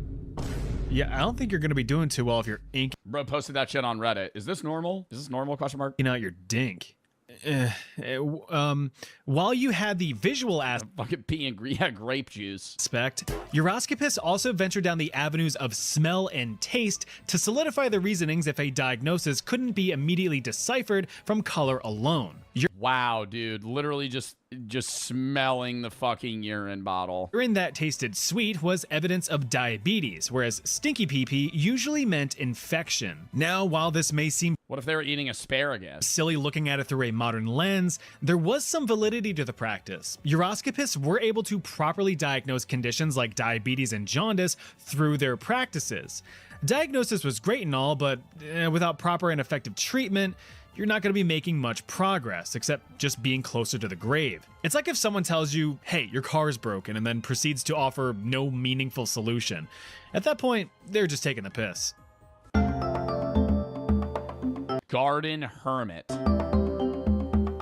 The ultra wealthy really love spending their money on stupid shit. They love it, in fact. When you've got more money than you could spend in 50 lifetimes, why not? Dumping the most expensive champagne on luxury watches, a fifth mansion on the beach, rigging elections, whatever tickles their sacks. But ostentatious spending is nothing new. You see, back in the 1700s, wealthy estate owners in England, Ireland, and Scotland were bored out of their skulls. I mean, think about it. The extent of dopamine rushes back then were what? Attending yet another opulent ball, hunting some wildlife, racing a horse or two, then putting them down when they don't win. And when you felt like a real degenerate, you had excessive gambling. But these frivolous activities got stale real quick. There needed to be something fresh, something grand, something right in your own backyard. That's when the idea of the English landscape gardens started to bloom, transforming sprawling grounds of estates into picturesque and serene scenes. Replacing the clear-cut and formal gardens of their French counterparts, English landscapes were to appear engineered by nature itself, with natural slopes, ponds, groupings of trees and flowers, a nice boulder or two. How is that interesting, though? Like, how does that provide entertainment? And it's just like a better backyard. Organic decoration. These established wonderful getaways for owners and guests alike to retreat and get in touch with nature. But for some, all the stone and trees and grass just wasn't cutting it. Something was missing, something human. Like a person. Believe it or not, some wealthy fellas sought out to hire real-life people as decorations for their gardens. Take, for example, one Joseph Pocklington. Born into a wealthy banking family and receiving his inheritance at just 26 years old, his priority was to just spend the shit out of it. After all, what's the point of having money if you don't spend it? As my dad always tells me, you only live once, son. Enjoy it. Well, Mr. Pocklington over here made damn sure he was going to enjoy the life he was given. After purchasing his own private island on a lake, he commissioned the construction of his own armed fortress, a druid temple, and several natural grottos. In order to make the estate seem more lively, he advertised employment for a man to live in. Wanted man for my garden. And he just watched the guy live in his garden. That is so fucking weird. His garden, demanding that the man, quote, live for 7 years without washing or cutting his hair. Live for 7 years without washing or cutting his hair? So every day you just check up on like, oh, is this guy dead or not? He has to like, he's forced to just be in like some secluded area. Hair or nails. The man was to never speak or interact with any guests and would spend his lonely— Oh my God, you would have your own little gnome. Yeah, you would have like a guy that you would watch from afar and just be like, what's he doing today? Days in an artificial cave.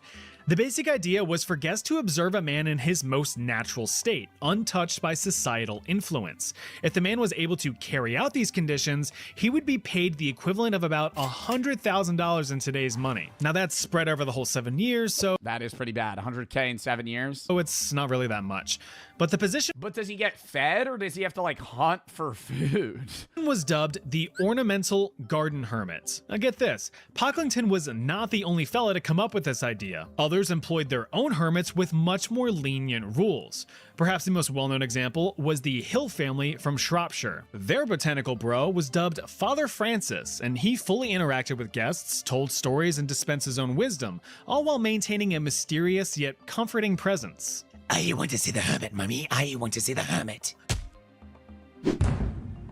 The trend of the ornamental garden hermit lasted just over a century, finally being uprooted in the 1830s in favor of— Yo, that really does suck as a job, though. Like, I feel like I'd rather be the guy, like, having to, like, taste pee and shit than, like, actually just live alone for 7 years and not interact with humans. Like, having a day job where you kind of look at pee and once in a while you gotta drink the pee, it's like, that's better than being, like, actually fully alone. You would go insane, would you not?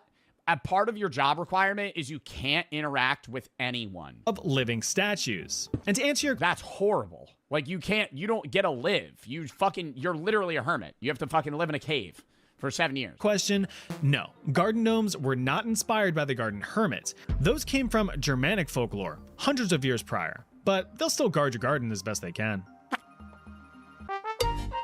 Wow. The worst jobs in— All right, we gotta watch that another day now. We got a royal butt wiper. Oh my God. Watch that? No, we're gonna watch that another day. That's gotta be watched another day. That is so interesting. Royal butt wiper. And they've roped me back in.